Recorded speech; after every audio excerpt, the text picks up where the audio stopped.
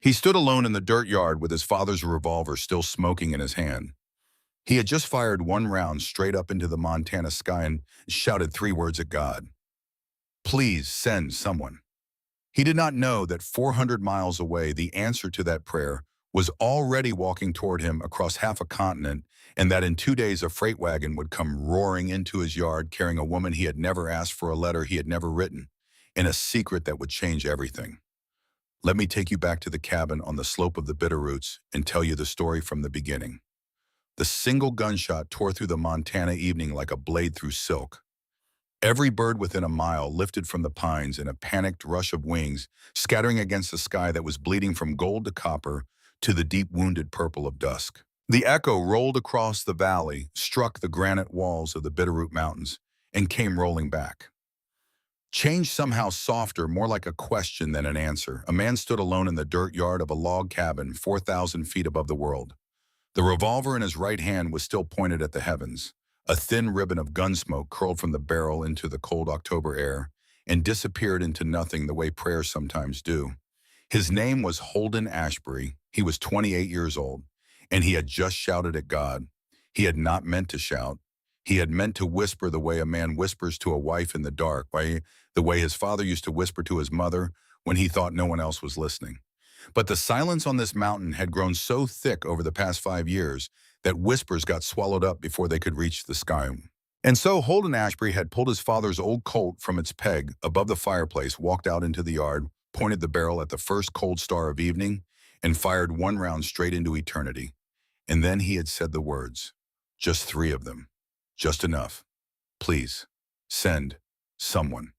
His hands were trembling now as he lowered the weapon. It was not the cold he was used to. It was something else, something he had been carrying so long he had forgotten what it weighed. He stood there in the dust breath, frosting in front of his face, and stared up at the place where the bullet had vanished and waited. Nothing answered him. Nothing ever did. Listen carefully now, friend, because what I am about to tell you is not a story I made up. This is the kind of story that lives in old bones and old letters, the kind that gets passed down from grandfather to grandson on porches in the long blue twilight. 2 days from the moment Holden Ashbury fired that bullet at the sky, a freight wagon was going to come rolling into his yard carrying an unconscious woman, a letter addressed to the wrong brother, and an answer to the prayer he had not yet dared to believe in.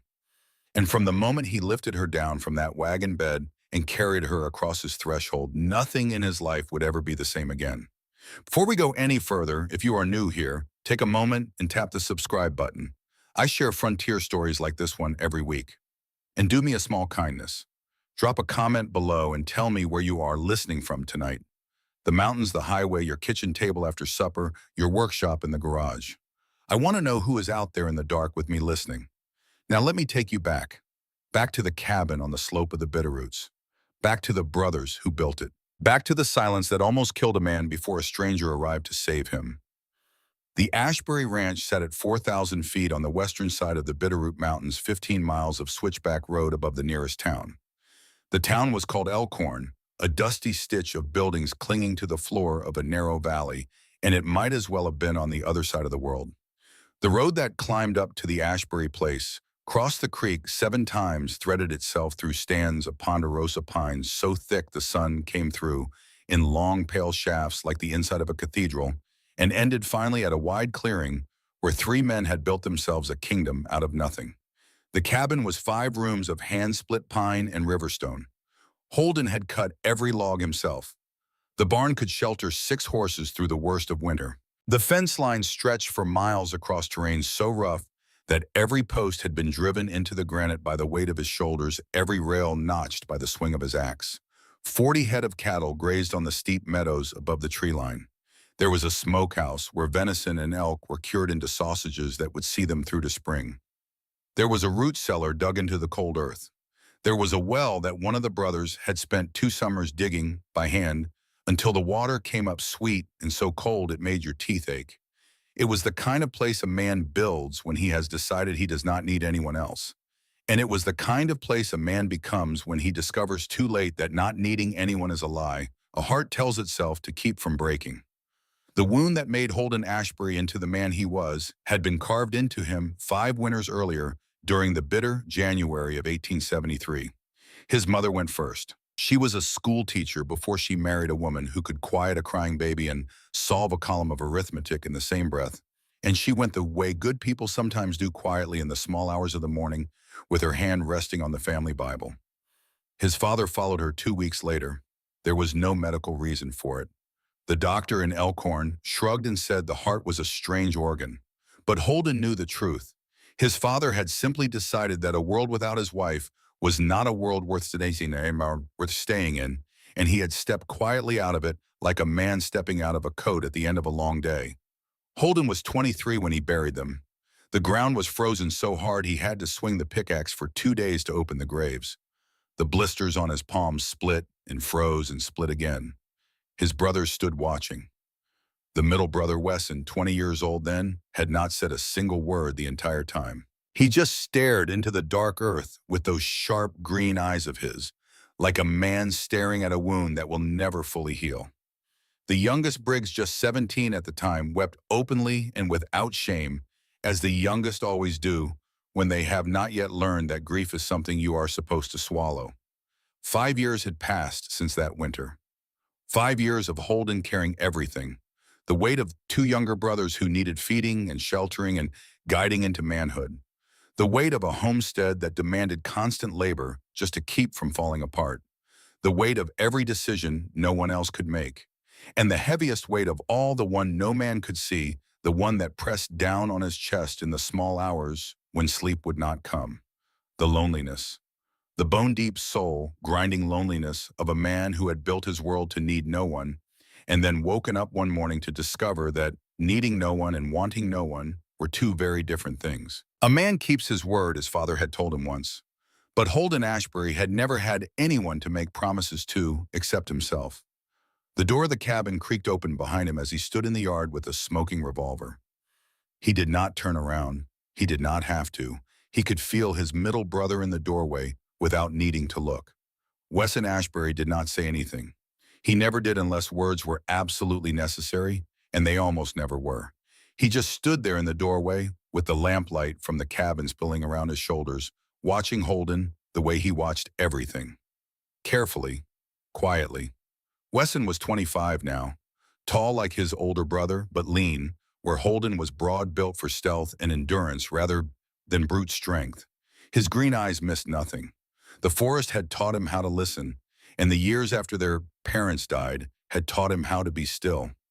There was a half-finished wood carving in his coat pocket, a small deer emerging from a block of pine. He carved when he was worried. He had been carving a lot lately. After a long moment, Wesson finally spoke. "You shot at the sky again." It was not a question. It was just a fact laid down between them like a card on a table. Holden lowered the revolver and turned to look at his brother. The two of them stood there in the dying light, neither one speaking, the kind of silence that only exists between men who have grown up sharing the same grief. "I needed to hear something," Holden said finally, even if it was just the echo. Wesson nodded once slowly. Then a third figure came running out of the barn behind them, all motion and grin and easy energy.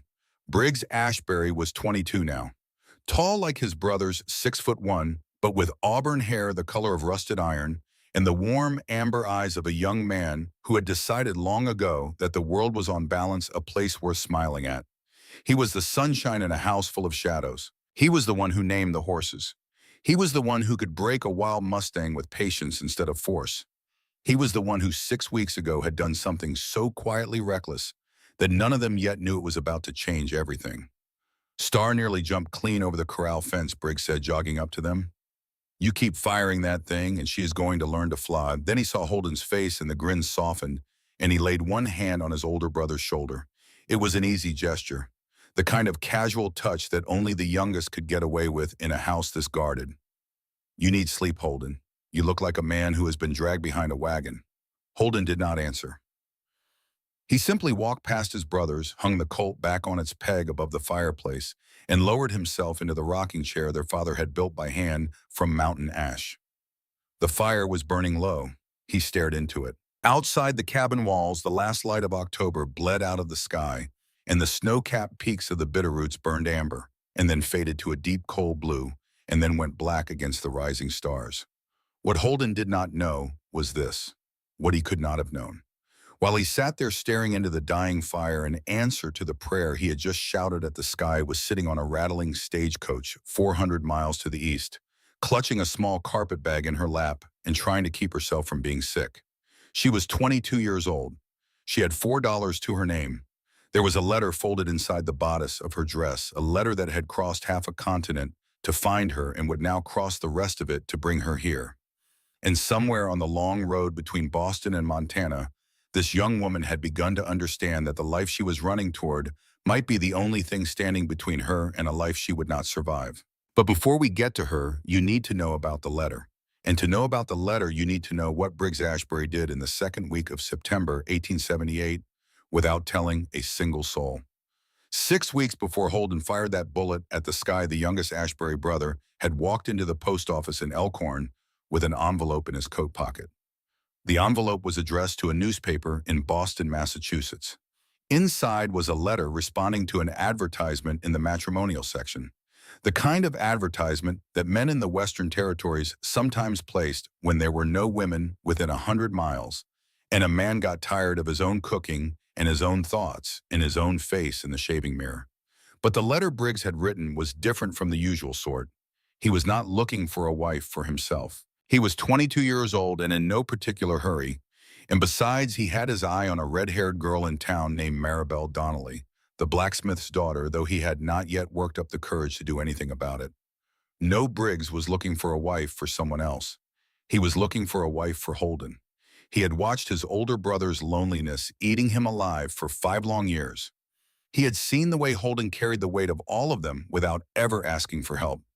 He had heard just 2 nights before he wrote the letter the sound of his older brother weeping in the barn at midnight, a sound so quiet and so terrible that Briggs had stood frozen in the kitchen with a cup of water in his hand and felt his heart break clean in two.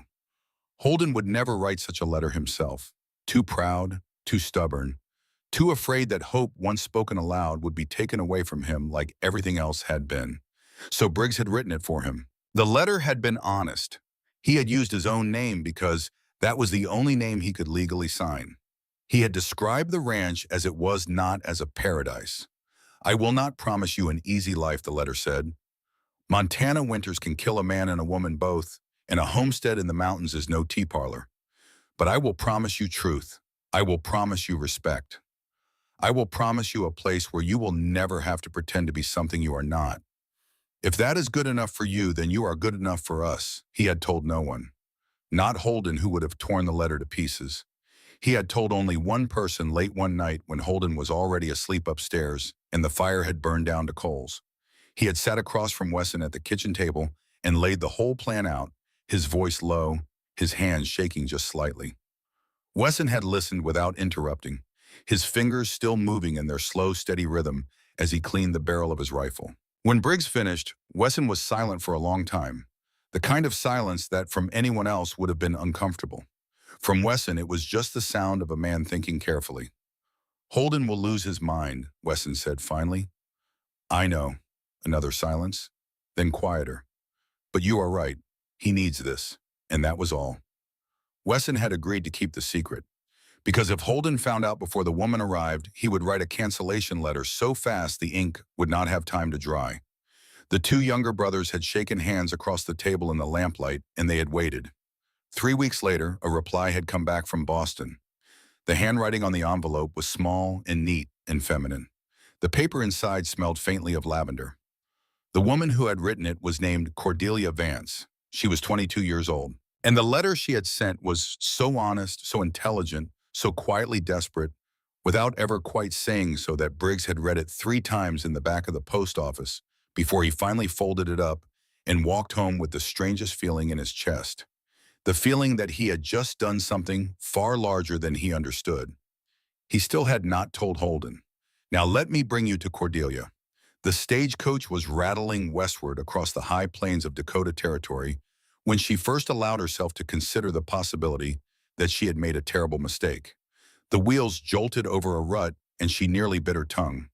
The dust came in through every gap in the windows and settled into her hair, her eyelashes the collar of her navy blue traveling dress. She was the only passenger left on this leg of the journey. The other two had gotten off at the last station, and the driver up on the box was a stranger who had not said more than 4 words to her since dawn. She was a small woman, 5'3" in her shoes. Her hair was the color of honey held up to a window, and she wore it pinned in a modest knot at the back of her neck, though loose tendrils had escaped during the long ride and now framed her face in soft waves. Her eyes were the deep blue of cornflowers, large and watchful, with the kind of long dark lashes that made strangers stare longer than they meant to.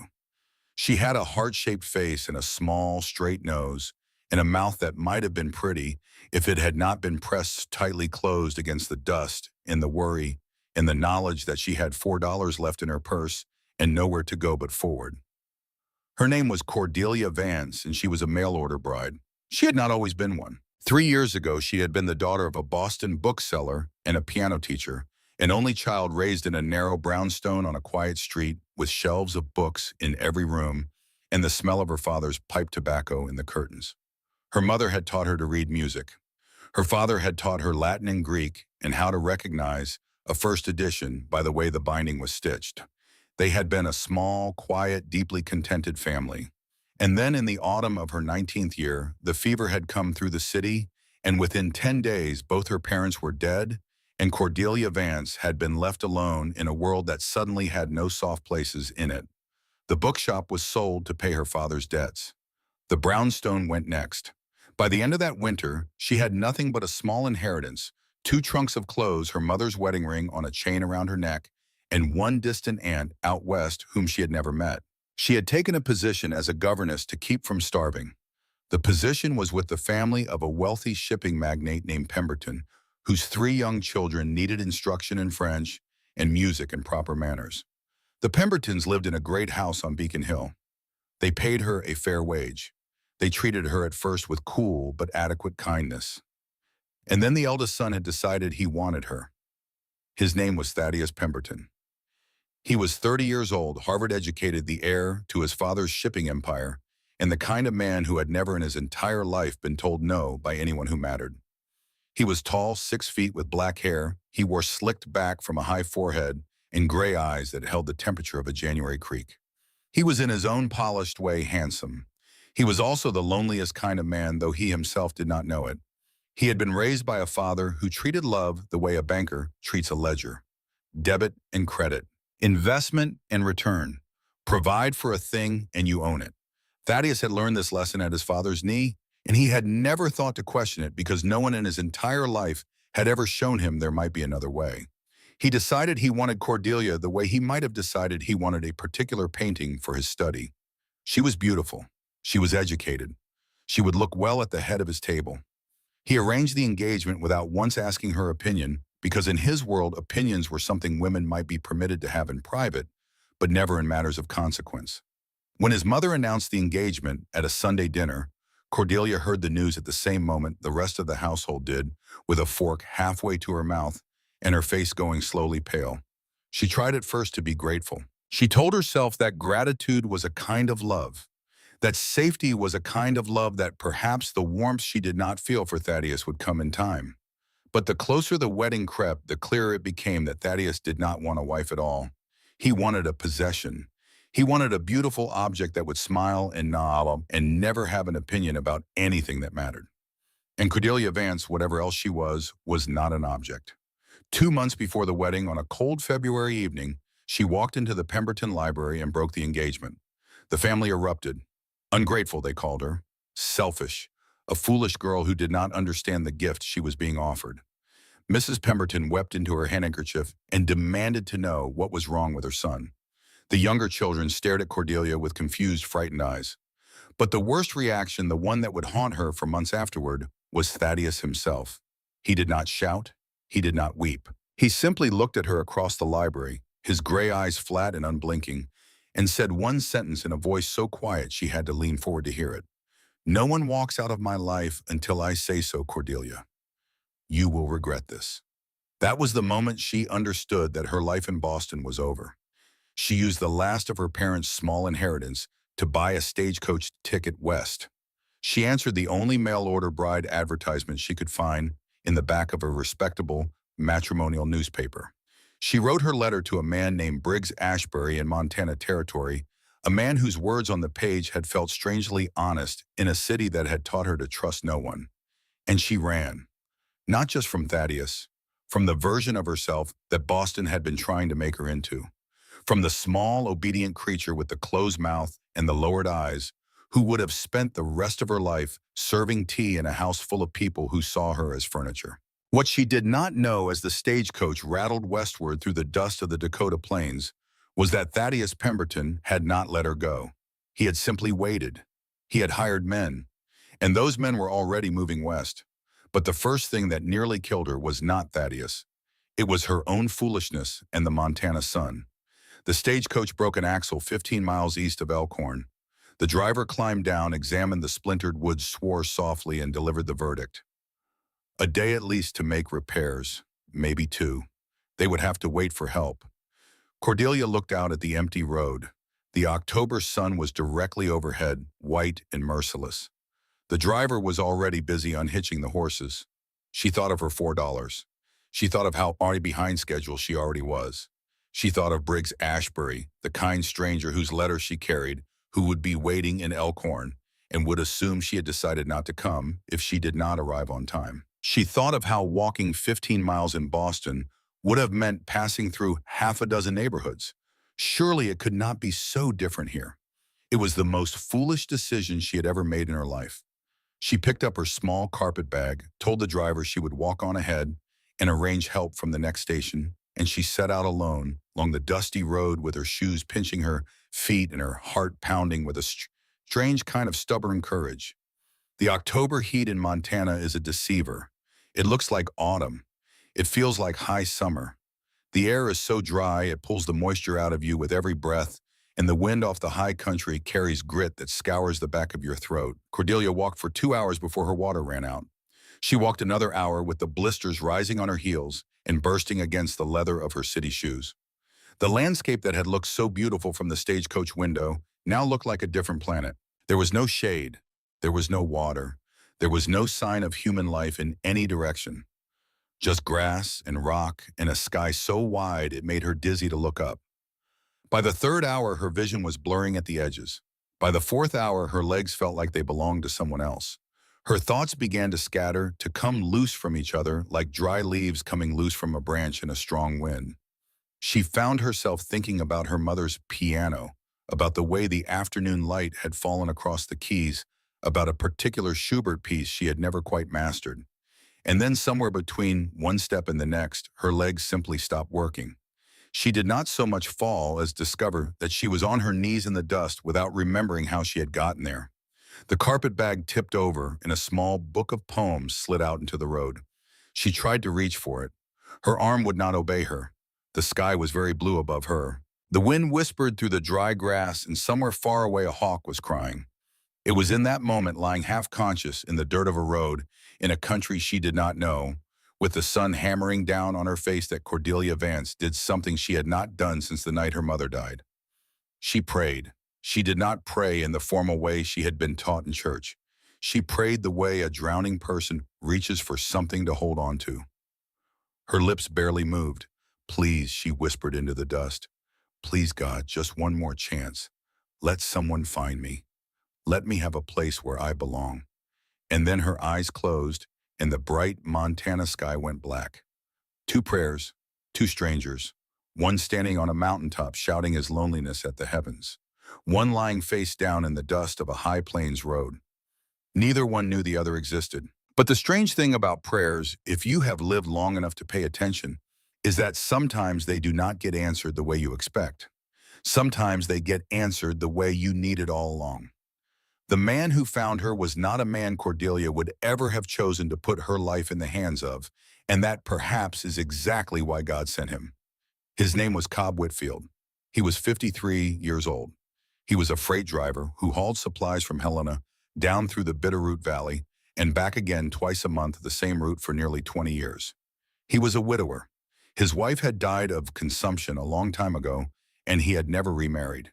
He had hands like leather and a face like a creased map and a heart that he kept hidden behind a permanent expression of weather-worn skepticism. But Cobb Whitfield had also seen enough trouble in his time to know it when it was lying in the middle of the road, and when the wheels of his freight wagon came around a bend in the late afternoon, and he saw the small, dark shape sprawled in the dust ahead, he did not hesitate for even a second. He pulled the team up, climbed down from the box, knelt beside her in the dirt, and laid 2 fingers against the soft place under her jaw where the pulse beats. There it was, faint, too fast, but there. He felt the heat coming off her skin, and he understood at once that this was a fever, not just exhaustion, that the long walk in the sun had cooked something inside her that needed to be cooled before it killed her. He looked up the road. He looked down the road. He calculated distances in his head. The doctor in Elkhorn was out. He had passed the dock on the road that very morning, heading north to deliver a baby at a homestead on the other side of the divide. The nearest place with a roof and a bed and clean water was the Ashbury Ranch. 7 miles up the mountain. Cobb Whitfield made his decision the way he made every decision in his life, quickly and without fuss. He gathered the unconscious woman into his arms. He laid her gently in the bed of the freight wagon, on top of a folded canvas tarp between 2 crates of dry goods and a sack of flour. He tucked her own carpet bag in beside her. He picked up the small book of poems from the road and set it next to her hand, and then he climbed back onto the box and turned the team toward the mountain. The sun was setting behind the Bitterroots when the freight wagon came roaring into the Ashbury yard. Holden was in the barn. He had been mucking stalls for the better part of an hour, working with grim mechanical purpose. Wesson was in the smokehouse turning meat. Briggs was up on the roof of the cabin replacing a shake that had come loose in the last big wind. All 3 brothers heard the wagon at the same moment, the sound of wheels on the hard pack at speed. A driver shouting. The shout was shaped like a name, and the name was Holden's. Holden came out of the barn at a run, a pitchfork still in one hand. He saw the wagon. He saw Cobb Whitfield up on the box hat, shoved back, face urgent. He saw something else, something in the wagon bed that did not belong there. Holden Cobb shouted, "Thank God you are here. I need your help, and I need it now." Holden did not stop running until he was at the side of the wagon. He looked down into the bed, and there she was. She was lying on the canvas tarp among the flour sacks and the supply crates. Her face was the color of paper. Her honey blonde hair had come loose from its pins and was tangled across her forehead, plastered to her temples with the sweat of fever. Her navy blue traveling dress was filthy with dust and torn at one knee. There was a small cameo brooch at her throat, and her hands were folded one over the other on her chest like the hands of someone who had given up. She looked small. She looked broken. She looked to a man who had just 2 days earlier shouted a desperate prayer at the sky like the shape of an answer he had not yet dared to believe in. Found her 10 miles east, was saying the words coming fast. Walking. Walking, can you believe it, in this heat with nothing but that little bag? Collapsed in the road. Fever is bad. She needs cold water and a bed, and she needs them right now. Doc Miller is over the divide. Your place was the closest thing with a roof. I figured you would help.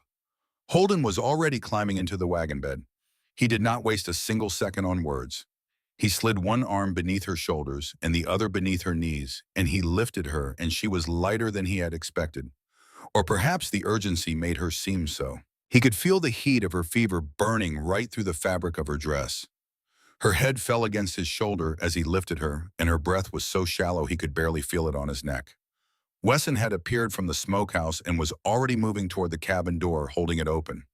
Briggs had come down off the roof so fast he had nearly fallen and was now running for the well with a wooden bucket. Nobody had given any orders. Nobody needed to. The Ashbury brothers had spent 5 years learning how to act together without speaking, like a wolf pack, like men who have only each other in the world. Holden carried her across the yard and over the threshold of the cabin and into his own bedroom, the only one with a real bed. Wesson had already turned back the quilt. The quilt was the last thing their mother had ever sewn, a patchwork of blue and green and faded gold, and Holden laid the unconscious woman down on it as gently as if he were laying down something made of glass. She stirred once. Her lips moved. No sound came out. Then she was still again. Cobb Whitfield stood in the doorway, hat in his hands, giving instructions in his quiet, practical voice. Cool cloths every 15 minutes. Small sips of water if she would take them. Watch the breathing. Watch the color around the lips. He could not stay. He had a load of dry goods bound for Silver City and a contract that would not wait. He clapped Holden on the shoulder, once gave a brief nod to the other two brothers, and was gone. The sound of his wagon faded down the mountain road, and the three Ashbury brothers were left standing in a small bedroom around a stranger. It was Briggs who saw the carpet bag. It had fallen from Holden's grip when he lifted the woman, and now it lay on the floor at the foot of the bed, half open, its contents spilling out. A folded shawl, a small leather-bound copy of poems, a wooden hairbrush, and something else, a folded letter, the paper soft with handling, the wax seal long since broken. Briggs picked up the letter without quite knowing why. He unfolded it. He saw the handwriting on the paper, his own handwriting. He saw the words at the top of the page written in his own hand 6 weeks ago in the back room of the Elkhorn post office. "I will not promise you an easy life, Miss Vance." He saw the signature at the bottom, his own name, Briggs Ashbury. Every drop of color drained from his face. He stood there in the lamplit bedroom, holding the letter as if it were a snake he had just realized was alive. He looked up at Holden. Holden was kneeling beside the bed, pressing a damp cloth against the woman's burning forehead, his whole attention bent on her. Briggs opened his mouth and discovered that no sound was going to come out of it. He closed it again. He looked at Wesson. Wesson was watching him with those sharp green eyes, and Wesson, who missed nothing, had already understood. Briggs walked slowly around the bed until he was standing where his older brother could see him. He held out the letter. "Holden," he said, and his voice was scraped raw. "You need to read this." Holden looked up. He saw the letter. He saw his brother's face. Something in his chest went very still. "What is it?" "Just read it." Holden took the letter. He read it standing up. His amber eyes moved across the page, once fast, then again slower, taking in every word. When he reached the signature at the bottom, he did not move. He did not speak. He just stood there with the paper in one hand and the damp cloth in the other, and looked at his youngest brother with an expression that Briggs had never seen on his face before. It was not anger, not yet. It was something colder than anger. It was the look of a man who has just discovered that the ground he was standing on is not where he thought it was. "What did you do, Briggs?" Briggs could not answer. His throat had locked. "What did you do?" The silence in that bedroom was the kind that could crack stone. In the bed, the unconscious woman drew a ragged breath and let it out again. The fire in the next room popped softly. Outside the cabin walls, a single owl called once across the cold, dark slope of the mountain. Holden looked down at the woman on the bed. The woman who had crossed half a continent to marry one of the Ashbury brothers. Just not the one whose hands were holding the cool cloth against her burning face. He looked at the letter in his other hand. He looked back at Briggs.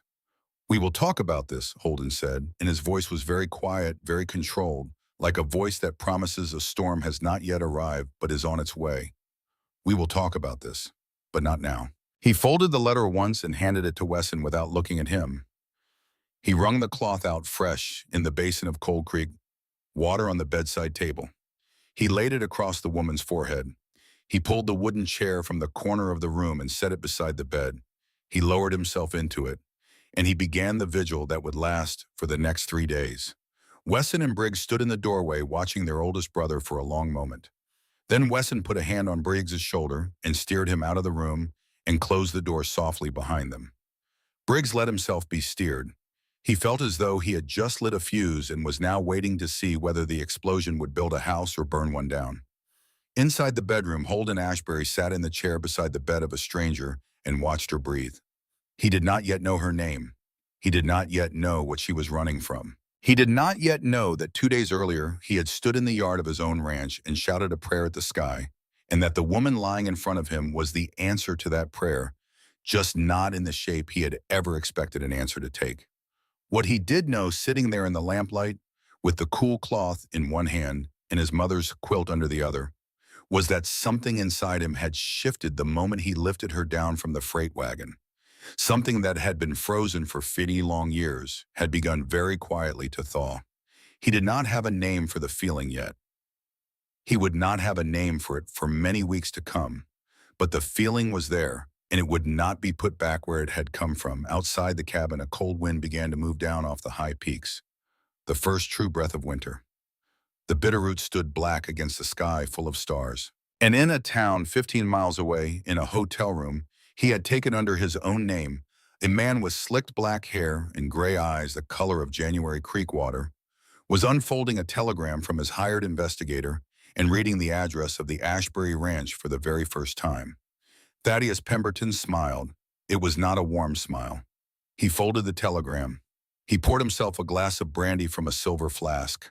He looked out at the window of the hotel at the dusty street of Elkhorn and at the dark mountain beyond, where somewhere in the night a woman who had once belonged to him was lying in the bed of a stranger. "You will regret this, Cordelia," he said quietly to the window. "You said you wanted a place where you belong.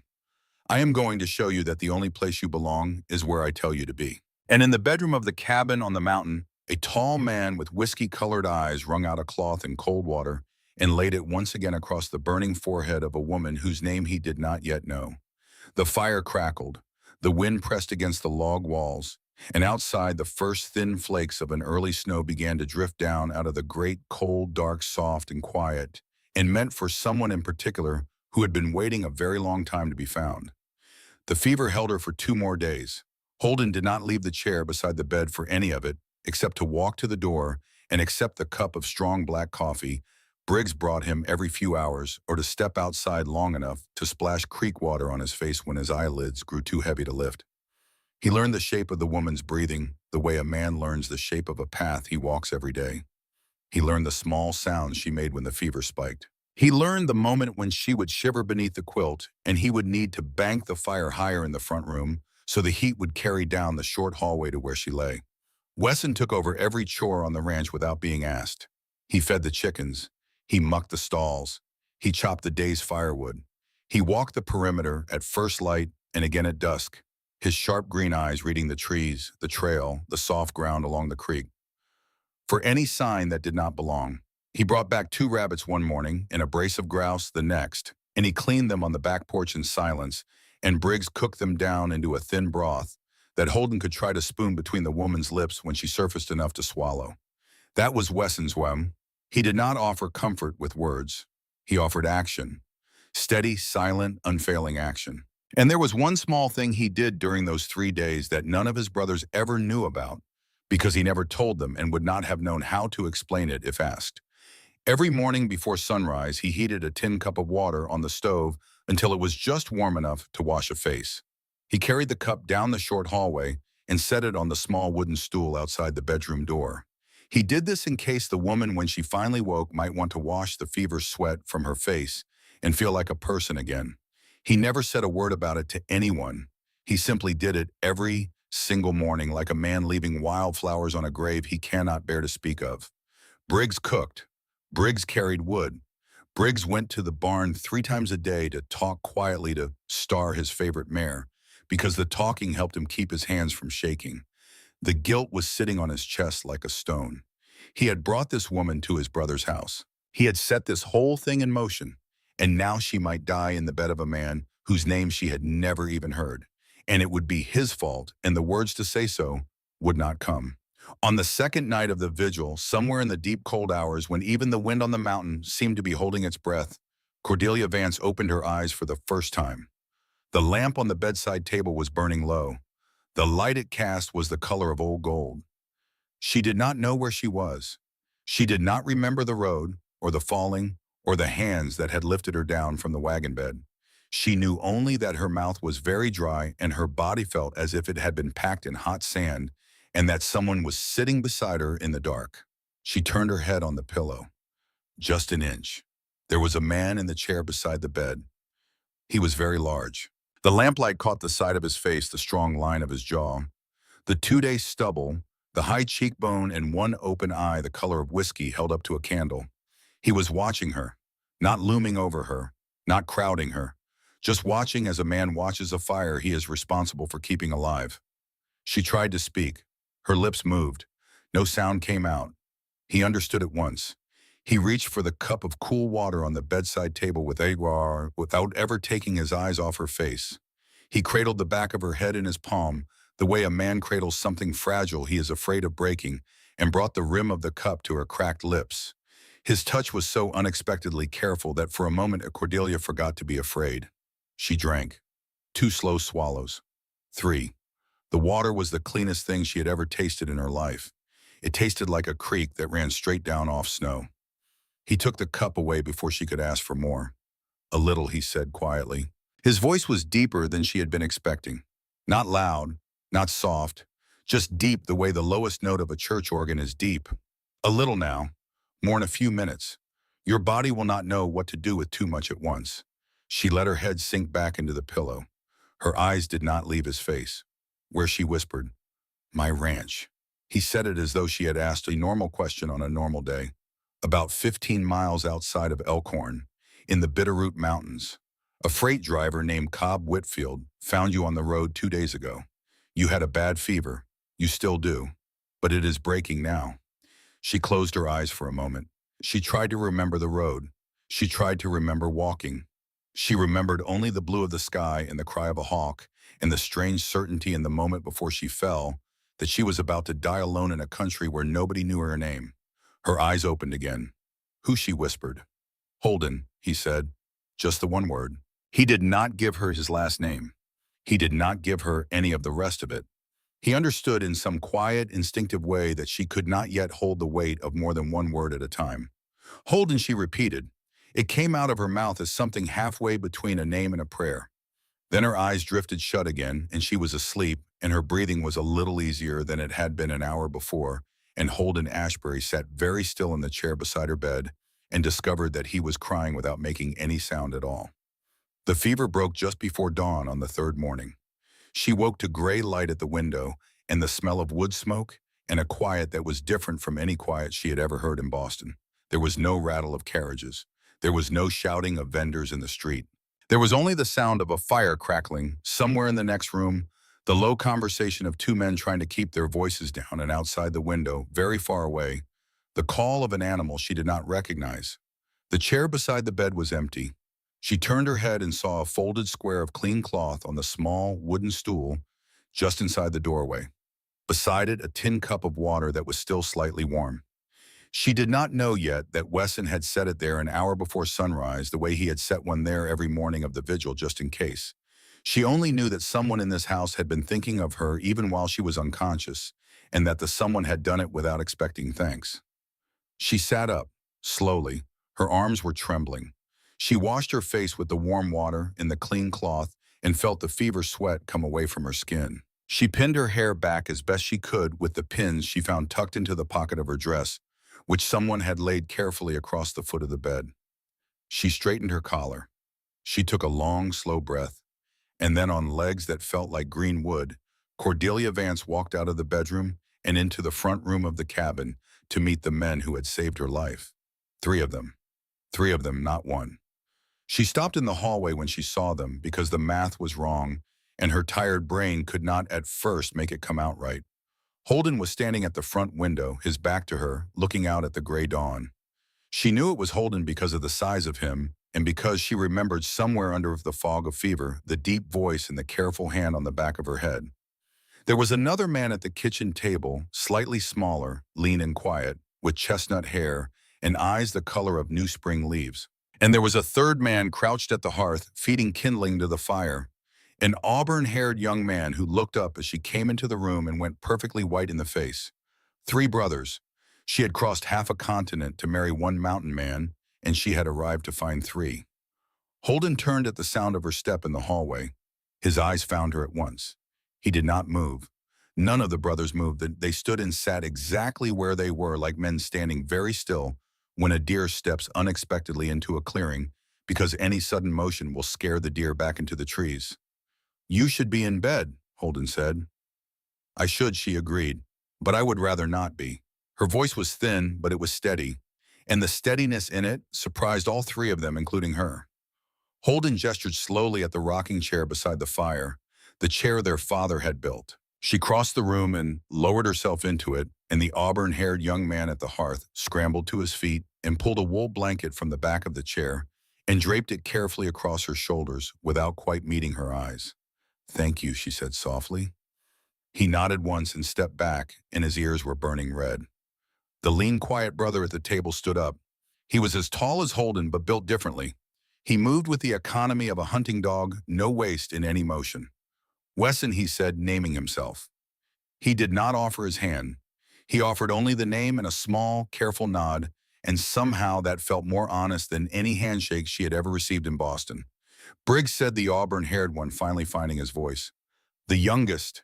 His eyes finally came up to meet hers, and there was something in them that was not quite shame and not quite hope, and she did not yet know what it was. Holden, said the man at the window, though she already knew. She drew the blanket tighter around her shoulders. She looked at each of them in turn. Then she said the words she had been rehearsing for the entire long stagecoach journey from Boston, though she had never expected to be saying them in a room full of 3 men instead of 1. My name is Cordelia Vance. I came from Boston. I answered an advertisement. I had a letter, I think it was in my bag.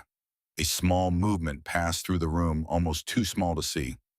Briggs glanced at Holden. Holden glanced at Wesson. Wesson said nothing at all. And Cordelia Vance, who had been sharpening her instincts on the polished cruelties of the Pemberton household for 3 full years, saw the look pass between the brothers and understood at once that something was wrong. Something to do with the letter. Where is my bag? She asked quietly. Holden walked to the corner of the room and picked it up and brought it to her. He set it down on the floor at her feet.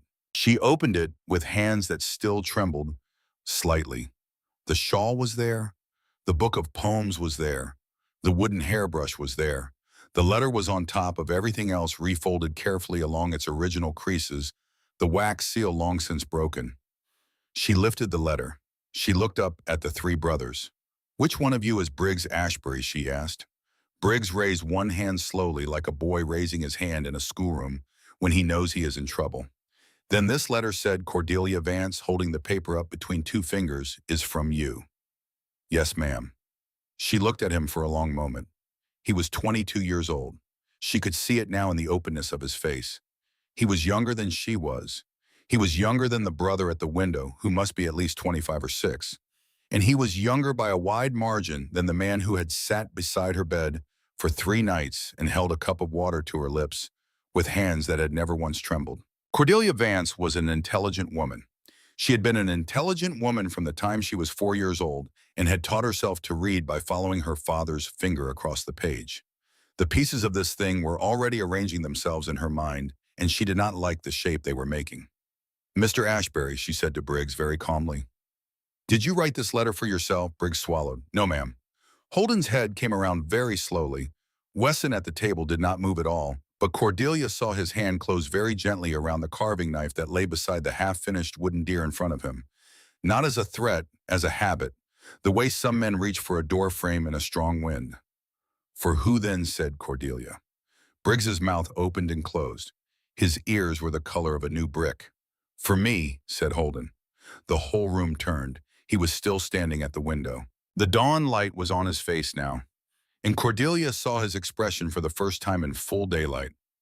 She saw the strong square jaw and the high cheekbones and the slight bump on the bridge of his nose where it had been broken once long ago. She saw the whiskey-colored eyes. She saw the exhaustion in him, the 3 days without sleep, the hollow places under the eyes. And she saw something else, something she had not seen on a man's face in all her years in Boston. She saw a man who was bracing himself to be hated. He wrote it for me, Holden said, without my knowing. I did not see your letter, Miss Vance, until 2 days ago, when we found it in your bag. The first time I knew you existed in this world was the moment Cobb Whitfield drove his freight wagon into my yard and said he had a sick woman in the back. Cordelia looked down at the letter in her hand. The handwriting on the page was careful and round and slightly boyish. It was not the handwriting of the man at the window. It could not have been. The man at the window did not have boyish handwriting in him anywhere. She looked back up at Holden. You did not ask for me, she said quietly. No, he said. I did not. You did not even know I was coming. No, ma'am. She was silent for a long moment. The fire popped softly in the hearth. Outside the window, somewhere on the slope of the mountain, an early bird called once and went still. Then Cordelia Vance, who weighed less than 110 pounds and had been on her feet for less than 20 minutes, and was sitting in a strange cabin in a country whose rules she did not yet understand, surrounded by 3 enormous men whose intentions toward her were a complete mystery, did something that none of the Ashbury brothers would forget for the rest of their lives. She lifted her chin, she straightened her spine against the back of the rocking chair, She looked Holden Ashbury directly in the eyes, and she asked him a question that no woman had ever asked any of them before. "Then I would like to ask you something, Mr. Ashbury," she said, "and I would like an honest answer because I am too tired and too far from home for anything else." "Ask it," said Holden. "The decency you have shown me, the bed you gave me, the water, the 3 nights you sat in that chair. I know you sat in it. I could feel you there even when I could not open my eyes. The decency, Mr. Ashbury, what does it cost?" The room went perfectly still. Wesson's hand left the carving knife. Briggs took half a step back without meaning to. And Holden Ashbury, the eldest brother, the man who had carried the weight of his whole family on his shoulders for 5 long years without ever once being asked what it cost him, looked down at the small woman in the rocking chair and felt something inside his chest that he had not felt since the morning he buried his mother. He felt understood, not pitied, not admired, understood, by a stranger, by a woman who had been awake for less than an hour and had already seen straight through to the place inside him where the loneliness lived. He was quiet for so long that Briggs began to fidget. Then Holden walked slowly across the room until he was standing about 3 feet from the rocking chair, far enough to give her the distance she needed close enough to be heard. He did not crouch down. He did not loom. He simply stood there in his big stocking feet on the worn pine floor, and he gave her his answer in the same low, even voice he used for everything that mattered. "It cost nothing, Miss Vance." She watched his face. "In Boston," she said, "I lived with people who called themselves decent. They gave me a home and clothes and an education. And every act of decency had a price tag on it that they collected when it suited them. So I will ask you again, because I have learned the hard way to ask twice. What does your decency cost?" Holden held her eyes. "When you are well," he said, "I will need you to tell me what you want to do next. That is the only thing it costs. If you want to go back to Boston, I will ride you to Elkhorn, myself, and pay for your stagecoach ticket, and you will never see any of us again. If you want to stay in Elkhorn for a time and figure out what comes next, I will speak to your aunt and to the women I trust in town, and you will have a respectable place to stay until you decide. If you want to stay here in this house until you are strong enough to make a real choice, you may have my room. I will sleep in the loft above the barn. No one in this cabin will touch you. No one will ask anything of you. No one will collect anything. I am not in the business of buying women, Miss Vance. The man who wrote that letter to you was my brother, and he had no right to sign my name to a promise he could not keep. But I will tell you this. The promise itself, the words in the letter, the part about truth and respect in a place where you do not have to pretend that part is true, that part costs nothing. Because it is who I try to be on my best days, and it is who I will try to be every day you are under this roof." Cordelia did not move for a very long time. Then she nodded once. Just once. Slowly. "Thank you, Mr. Ashbury." "Holden," he said. "Holden," she repeated. And it was the second time she had said his name. And it landed differently this time, the way a stone lands differently when it is dropped into still water than when it is dropped onto dry ground. "I will stay," she said, "until I am strong enough to know what I want. I will pay for my keep by cooking and by mending and by whatever else a woman can do in a house full of men who clearly need a woman's hand on the curtains. And I will not be a burden. Do not call me one. I will work for my place here the same as any of you." She looked at Wesson. "I am sorry to make extra work for you in your kitchen." Wesson said nothing. He just gave her a single small nod. But the corner of his mouth, the corner that almost never moved, lifted by the smallest fraction of an inch. Briggs saw it. Briggs's eyes went wide. He had not seen Wesson's mouth do that since the winter their father died. She looked at Briggs. "And you, Mr. Ashbury," she said gently, "are going to tell me when I am strong enough to hear it exactly why you wrote that letter for your brother. Because I think the answer is going to be a kind one, and I would like to hear it in your own words." Briggs nodded fast, not trusting his voice. She looked finally back at Holden. "Now, if it is not too much trouble," she said, and her voice was beginning to fray at the edges with the effort of all this speech, "I would very much like a bowl of whatever your brother has been making in that pot on the stove. Because I have not eaten anything in 4 days that I can remember, and a person cannot make wise decisions on an empty stomach." Wesson was on his feet before she finished the sentence. He was already lifting the lid off the iron pot. The smell of rabbit broth and wild onion drifted out into the cabin, and Cordelia closed her eyes for a moment and let it fill her up. It smelled like food cooked by a man who knew what he was doing. It smelled like a place where, against every reasonable expectation, she might just possibly survive. The first day Cordelia was strong enough to walk on her own, Briggs gave her the tour of the place. He started with the cabin itself. 5 rooms, the front room with its great stone hearth, the kitchen with its black iron stove that the brothers had hauled up the mountain road 2 summers ago, an operation that had nearly killed all 3 of them. The small room in the back where Wesson slept, neat as a barracks, his rifle on a rack on the wall, and a row of wooden carvings along the windowsill. The loft above where Briggs slept, accessible only by a ladder, the rafters hung with bundles of dried herbs and strips of cured meat, and the bedroom that had been Holden's until 4 nights ago and was now hers. He took her out into the yard. The barn, 6 stalls, Star, his favorite mare, the wild Mustang, he had broken himself 2 summers earlier, with patience and apple slices and not a single rough hand. The other horses, the big draft team that pulled the plow and the wagon, the smokehouse, the root cellar dug deep into the hillside, cold as a winter cave even in summer. The chicken coop where the hens scattered away from her skirts, and she laughed at them, the first laugh that had been heard in the Ashbury yard in longer than any of them could remember. Holden was up on the roof of the barn replacing a shingle when he heard that laugh, and he stopped with his hammer raised and held perfectly still, listening as if he were trying to memorize a sound he was afraid he would never hear again. The well, the pump, the vegetable garden, where the last of the autumn potatoes still waited to be dug. The view up past the upper meadow where the cattle were grazing in long, slow lines against the dark wall of the timber, and beyond them the bare granite slopes climbing up and up into the snow. She stood in the yard with Briggs beside him and turned in a slow circle, taking it all in. The wind off the high country touched her face. Somewhere on the slope above them, an elk bugled a long, mournful note that rose and fell and faded into the trees. "Mr. Ashbury," she said softly. "Briggs, yes, ma'am, it is very beautiful here. It can kill you in 11 different ways before breakfast, ma'am." "I believe you," she said, "but it is still very beautiful." Briggs looked at her for a long moment. Then he said very quietly, "He is a good man, ma'am. My brother, the best man I have ever known. He just does not know how to ask for anything ever. So I asked for him.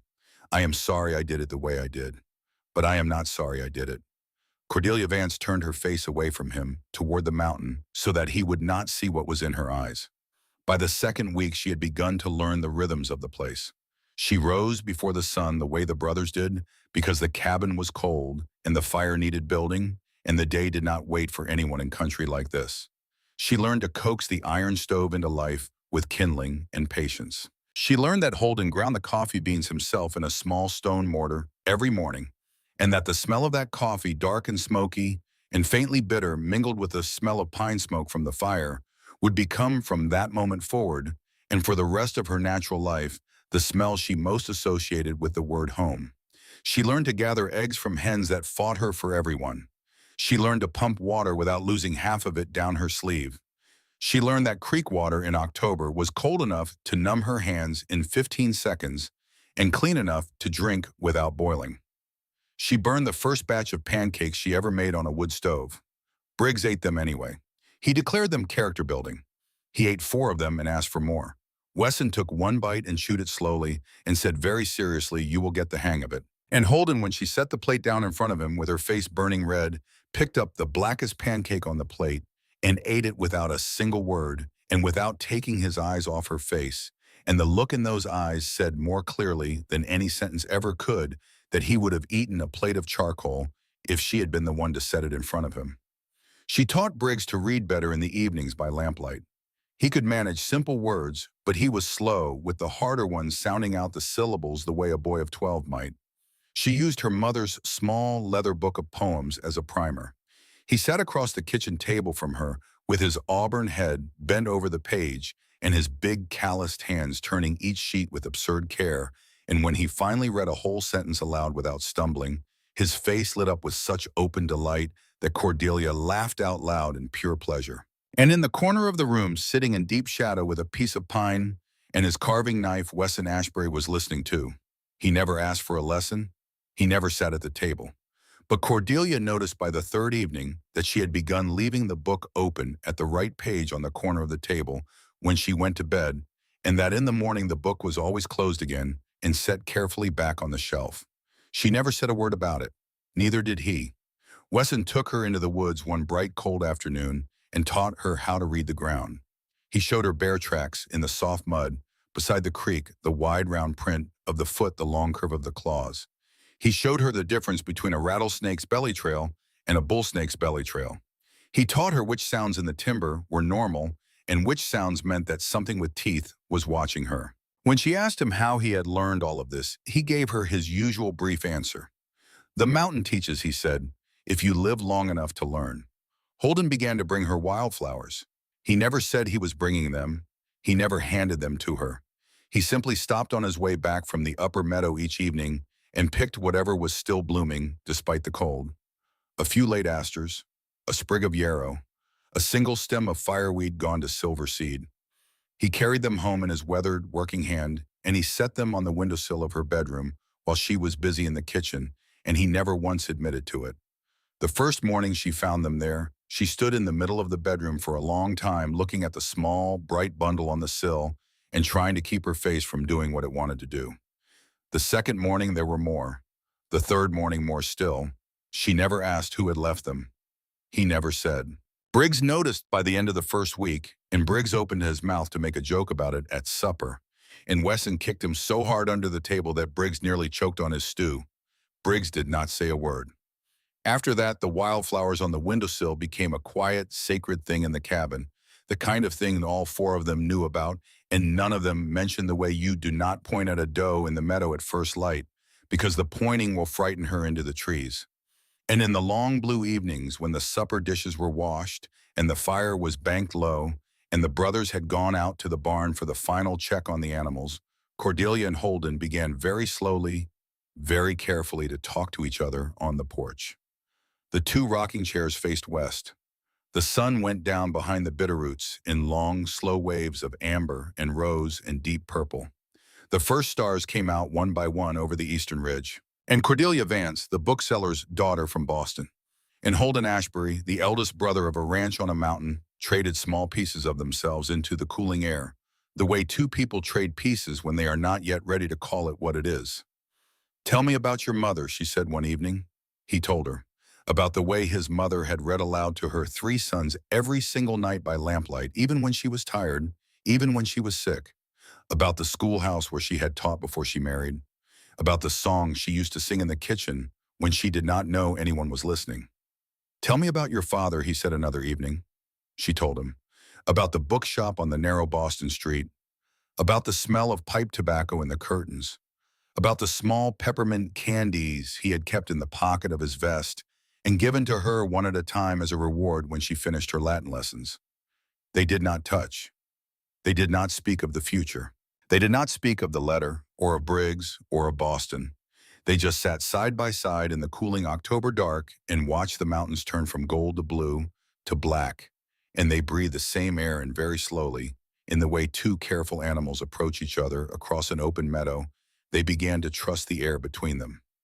What neither one of them yet knew on those first quiet evenings on the porch was that the warmth of the cabin had already been spotted from a distance. 2 miles south of the Ashbury yard at the edge of the timber, where the trail came up out of the lower valley, Wesson Ashbury found a single boot print in the soft earth on the morning of the 10th day. It was narrow. It was heeled. It was the kind of boot a man buys in a city store and wears on cobblestone streets, not the kind of boot a man wears to hunt elk in the Bitterroots. Beside the boot print ground into the dirt was the stub of a hand-rolled cigarette made from tobacco that smelled when Wesson lifted it to his nose of an Eastern brand that no shop in Elkhorn carried. He did not tell Cordelia. He did not tell Briggs. He waited until Holden came back from the upper meadow that evening, and he met him at the gate of the corral, and he said three words very quietly in the lengthening dusk. "We are watched." And Holden Ashbury, who had been smiling for the first time in 5 years on his way down off the mountain because he had picked a particularly nice handful of late asters for the windowsill, felt the smile go off his face like a lamp going out in a sudden draft. He looked at his brother. He looked at the dark wall of the timber south of the cabin. He looked back toward the house where the first lamp of the evening had just been lit in the front window, and a small, honey-haired figure was moving across the lit square of glass, setting the table for supper. How many, he asked. Wesson held up one finger. Then after a moment, he held up a second. Holden's jaw set in a way it had not set in a long time. The rifle came down off the wall above the fireplace that night and was placed beside Holden's chair at supper. Cordelia looked at it once and said nothing. She had been a Pemberton governess for 3 years, and she knew the look of a man preparing for something he did not yet want to name. She set Holden's plate in front of him. She set Wesson's plate. She set Briggs's plate.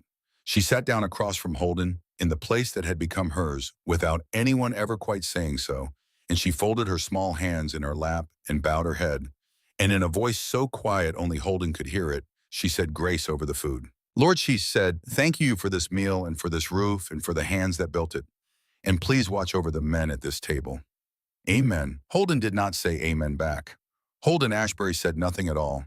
He just looked across the table at the small woman who had walked 4,000 miles into his house and into his heart in less than 2 weeks, and he made a silent promise to a God he did not entirely believe in. The storm came at 10:30 the next morning, exactly when Wesson said it would. It came down off the high peaks the way storms in the Bitterroots always come down, not as a thing that arrives, but as a thing that simply takes over the world. The sky over the western ridges had been the color of beaten lead since first light. By breakfast, the wind was beginning to move in the tops of the ponderosa pines on the slope above the cabin, a low, restless sound like a great animal turning in its sleep. By mid-morning, the first hard flakes were rattling against the kitchen window like buckshot. Holden was already at the door pulling on his heavy wool coat. Wesson was tightening the strap on his rifle scabbard. Briggs was lacing his boots with the speed of a young man who has learned that hesitation in the mountains can cost a brother his life. Cattle, Holden said. The 2 words were enough. Cordelia had been on the ranch for almost 3 weeks now, and she was learning to read the language these brothers spoke without speaking. The 40 head of cattle were on the upper meadow. If the storm caught them in the open, they would drift before the wind until they walked off a ridge or piled up against a fence and froze where they stood. The brothers had to drive them down into the natural stone windbreak on the lee side of the lower ridge, and they had to do it in the next 90 minutes or they would lose half the herd. What can I do? Cordelia said. She was standing at the kitchen table with a dish towel in her hands. Holden looked at her for half a second, but in that half second she saw something pass through his eyes that she had not seen there before. Not surprise, not refusal, something closer to gratitude. Wood, he said, as much as you can carry. Stack it inside the front room, not on the porch. Bank the fire high, heat water. Wesson cured a venison roast last week, the small one in the smokehouse. Bring it inside before the door freezes shut. And Cordelia, yes, if we are not back by dark, you bolt this door, you keep the rifle by the hearth, and you do not open it for anyone whose voice you do not know. Not for anyone, Cordelia, I understand. He held her eyes for one more moment. Then he was out the door and into the white, and Wesson was right behind him, and Briggs paused only long enough to give her a quick, boyish grin that was meant to reassure her and only partly succeeded. She did exactly what he had told her to do. She hauled wood, load after load, the smaller logs because she could not lift the larger ones, but she made up for it in trips. She stacked them along the wall by the hearth until the stack was as tall as her shoulder. She heated 3 pots of water on the iron stove. She pulled the small venison roast from the smokehouse with her hands going numb in the wet flakes, and she set it in the cast iron Dutch oven with onions and potatoes and salt and a long, slow heat. She chased the chickens into the coop, getting pecked twice on the wrist for her trouble. She slipped twice on the icy step coming back from the well, and the second time she caught herself only by grabbing the porch rail, and she stood there for a moment with her heart pounding and the wet snow already soaking through her shawl, and she laughed out loud at the sheer absurdity of being a Boston governess wrestling a woodpile in a Montana blizzard. She laughed because if she did not laugh, she was going to weep, and weeping was not a luxury this country allowed. The storm thickened. The light outside the windows went from gray to a strange luminous white to a thicker, grayer thing that was almost dusk by noon. The wind rose into a long, continuous howl in the eaves. Cordelia could not see the barn from the kitchen window. She could not see the woodpile from the porch. The world had been erased and replaced with a single blank page on which the only thing left was the small lit square of the Ashbury cabin. She fed the fire. She set the table for four. She sat down in the rocking chair with her hands folded, and she waited. She was praying again. Not the desperate clawing prayer of the road. This was a quieter prayer. This was the prayer of a woman who had only just begun to understand that the four men she was now waiting for, three living and one in heaven, who had built the chair she was sitting in, had become in some quiet, impossible way her family. "Bring them home," she whispered to the popping fire. "Please bring all three of them home."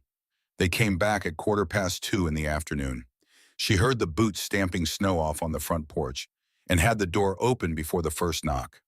They came in one at a time, ducking under the lintel snow, crusted on their hats and the shoulders of their coats, their faces raw and red, and grinning the exhausted grins of men who had just beaten weather that wanted them dead.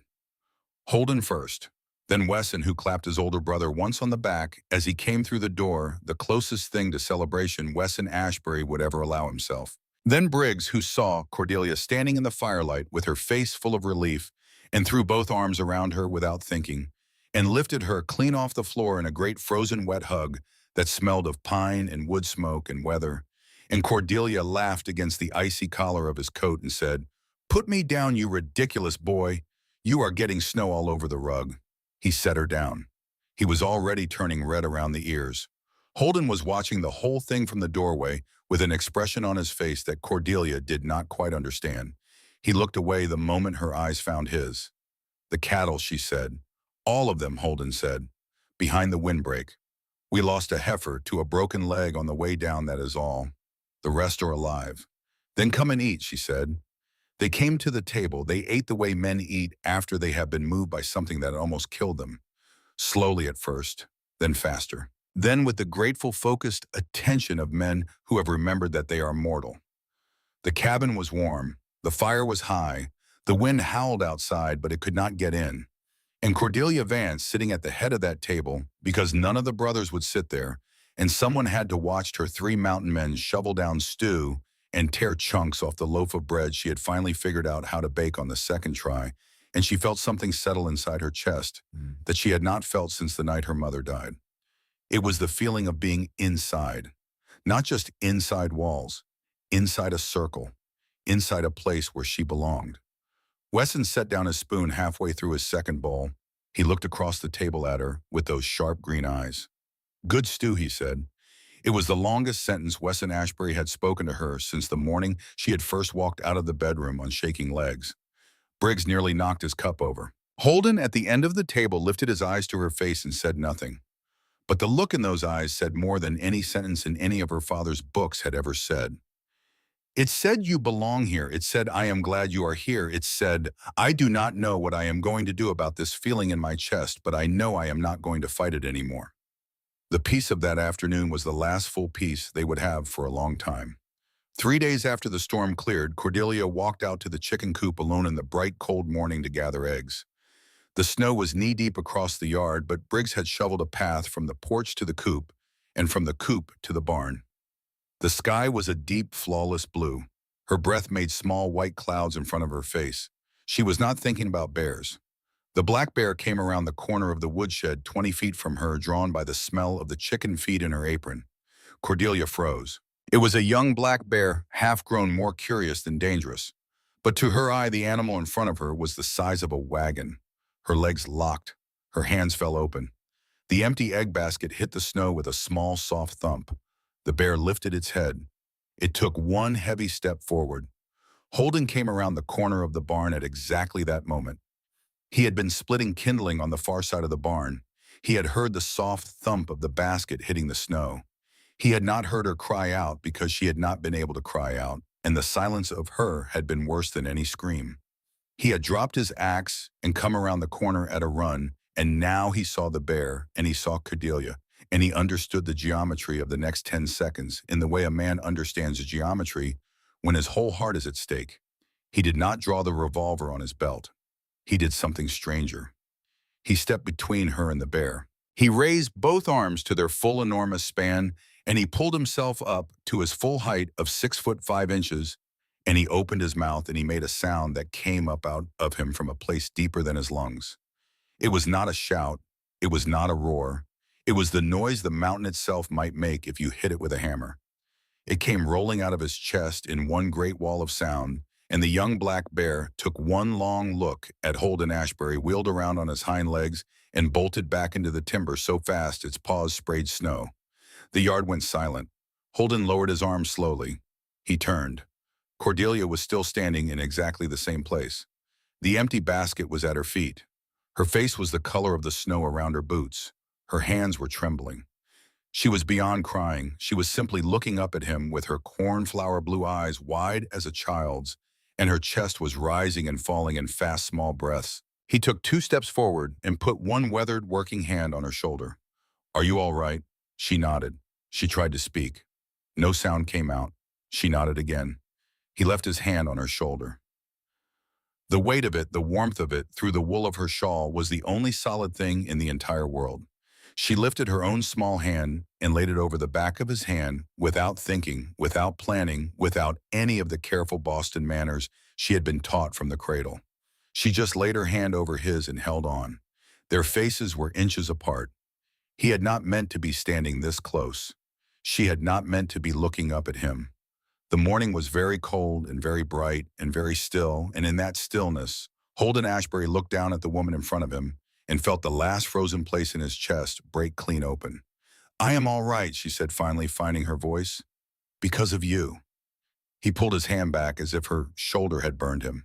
He stepped back. He stepped back again. He turned away from her so that she could not see his face, and he said in a voice that was not quite steady, "Do not go out alone. Not yet. Not until I tell you it is safe." Then he walked very fast back toward the barn, and he did not look back. That night, for the first time since she had arrived at the Ashbury Ranch, Cordelia Vance lay in her bed and did not bolt the bedroom door before she blew out the lamp. The morning after the bear, Wesson Ashbury walked the perimeter of the ranch in widening circles.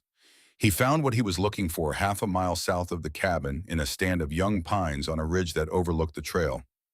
2 men, not one this time. 2. The boot prints were the same narrow-heeled shape he had seen 10 days before. City boots. The cigarette stubs beside the prints were the same Eastern brand, but this time there was something new. A small brass casing in the snow, the kind that comes out of a revolver after a test fire. From this ridge with a good rifle scope, a man could see the front door of the Ashbury cabin clearly. He could see the woman in the navy blue dress when she walked out to the chicken coop. He walked back down to the cabin and gave his report to Holden in the same flat-clipped way he gave all his reports. 2 men, yesterday morning before the bear. They were in position when she walked out to the coop. They watched the whole thing. Holden's face went very still. "Get the rifle off the wall," he said. Both rifles, that same afternoon, as if the mountain itself had decided that the news could not wait one more day, Aunt Adelaide Thornberry came riding up the snow-packed road from Elkhorn on a tough little bay mare. She was 47 years old. She had her dead sister's eyes, the same cornflower blue as Cordelia's, only weathered by 20 years of frontier wind. She was Cordelia's only living relative on the entire continent. She slid down off her mare and walked across the snow without a word and pulled Cordelia into an embrace so fierce and so long that both of them had begun to weep without quite knowing why. But Adelaide Thornberry had not ridden 15 miles up a mountain road in November to embrace her niece. She had ridden up because of the letter in her coat pocket. She let Cordelia go. She wiped her face on her sleeve. She looked across the porch at Holden Ashbury, who was standing by the door of the cabin with his hat in his hands, and she said, "Mister, I am sorry to be the kind of guest who arrives with bad news, but bad news is what I have brought." She held out the letter. "This came to the post office in Elkhorn yesterday morning. It is addressed to my niece. I opened it because I am her people and because I had a feeling about it. I read it, and then I saddled my mare." Holden took the letter without looking at it. He walked into the cabin.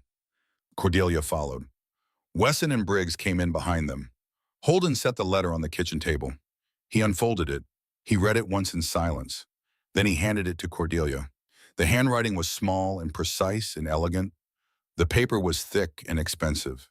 The signature at the bottom was a single name in black ink. Cordelia. Did you think distance could hide you from me? I have employed men of considerable competence, and they have found you. I am writing to you from a hotel in the town of Elkhorn, Montana Territory. I am giving you 1 week. 1 week from the date of this letter, you will return to me of your own free will, and we will speak no more of any of this unpleasantness. If you do not, I will come to you personally, and I will bring with me certain papers and certain men, and the family of mountain ranchers who have so kindly offered you their hospitality will discover that hospitality has a price they did not know they were paying. Do not test me on this, Cordelia. You know me better than that. Yours in patience that will not last. Thaddeus Pemberton. The cabin was perfectly silent when she finished reading it. Cordelia set the letter down on the table. Her hands were not trembling. You should have told me, Holden said. His voice was very low. I know. Why did you not tell me? She lifted her eyes from the letter. Her cornflower blue eyes met his across the kitchen table. Because I was afraid that if you knew the whole shape of what I had brought to your door, you would decide the kindest thing was to send me away. Not out of cruelty, out of duty.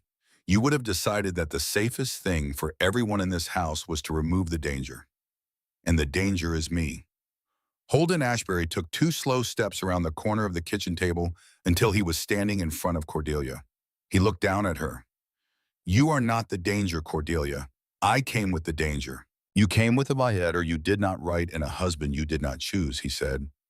And the man who wrote that letter back there, the man who is sitting in that hotel in Elkhorn right now, thinking he owns the air you breathe, that man is the danger. Not you, and nobody, not Thaddeus Pemberton, not the men he has hired, not the entire Pemberton shipping fortune is going to take you out of this house unless you tell me with your own mouth that you want to go. Do you hear me, Cordelia? With your own mouth. Nobody else's. She heard him. She could only nod. Holden looked over her head at his middle brother. Wesson, take the letter. We are going to build a watch tonight. 2 on 2 off all night, every night until this is finished. Wesson was already lifting his rifle off the peg by the door. Briggs said, Holden, tomorrow at first light you ride to Elkhorn. You go see Sheriff Caldwell Reeves. You take this letter with you. You tell him I am asking, as a man who has never asked him for a favor in 5 years, that he keep his eyes open and his powder dry. Briggs nodded once. The boyish grin was nowhere on his face.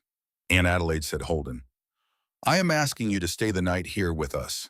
I was already planning to stay, whether you asked me or not, said Adelaide Thornbury. Wesson Ashbury was the one who found the new sign first 3 days later in the heavy timber on the south slope. 2 more boot prints, closer to the cabin this time, only half a mile out. 2 fresh stubs of Eastern tobacco, and a single piece of evidence that turned the whole thing from a watching to a hunting. Beside one of the boot prints, half buried in the snow, was a small folded piece of paper. Wesson lifted it out of the snow with the tip of his hunting knife. He unfolded it carefully. It was a hand-drawn map, crude but accurate.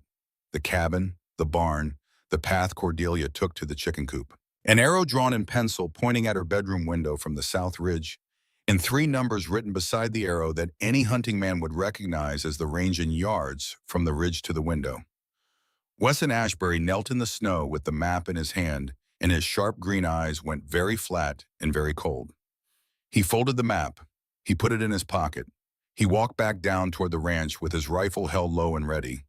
And on the way down, he took a route that would allow him to circle behind the south ridge himself and see if the men who had drawn the map were still there. They were. He saw them through a screen of pines from 60 yards out.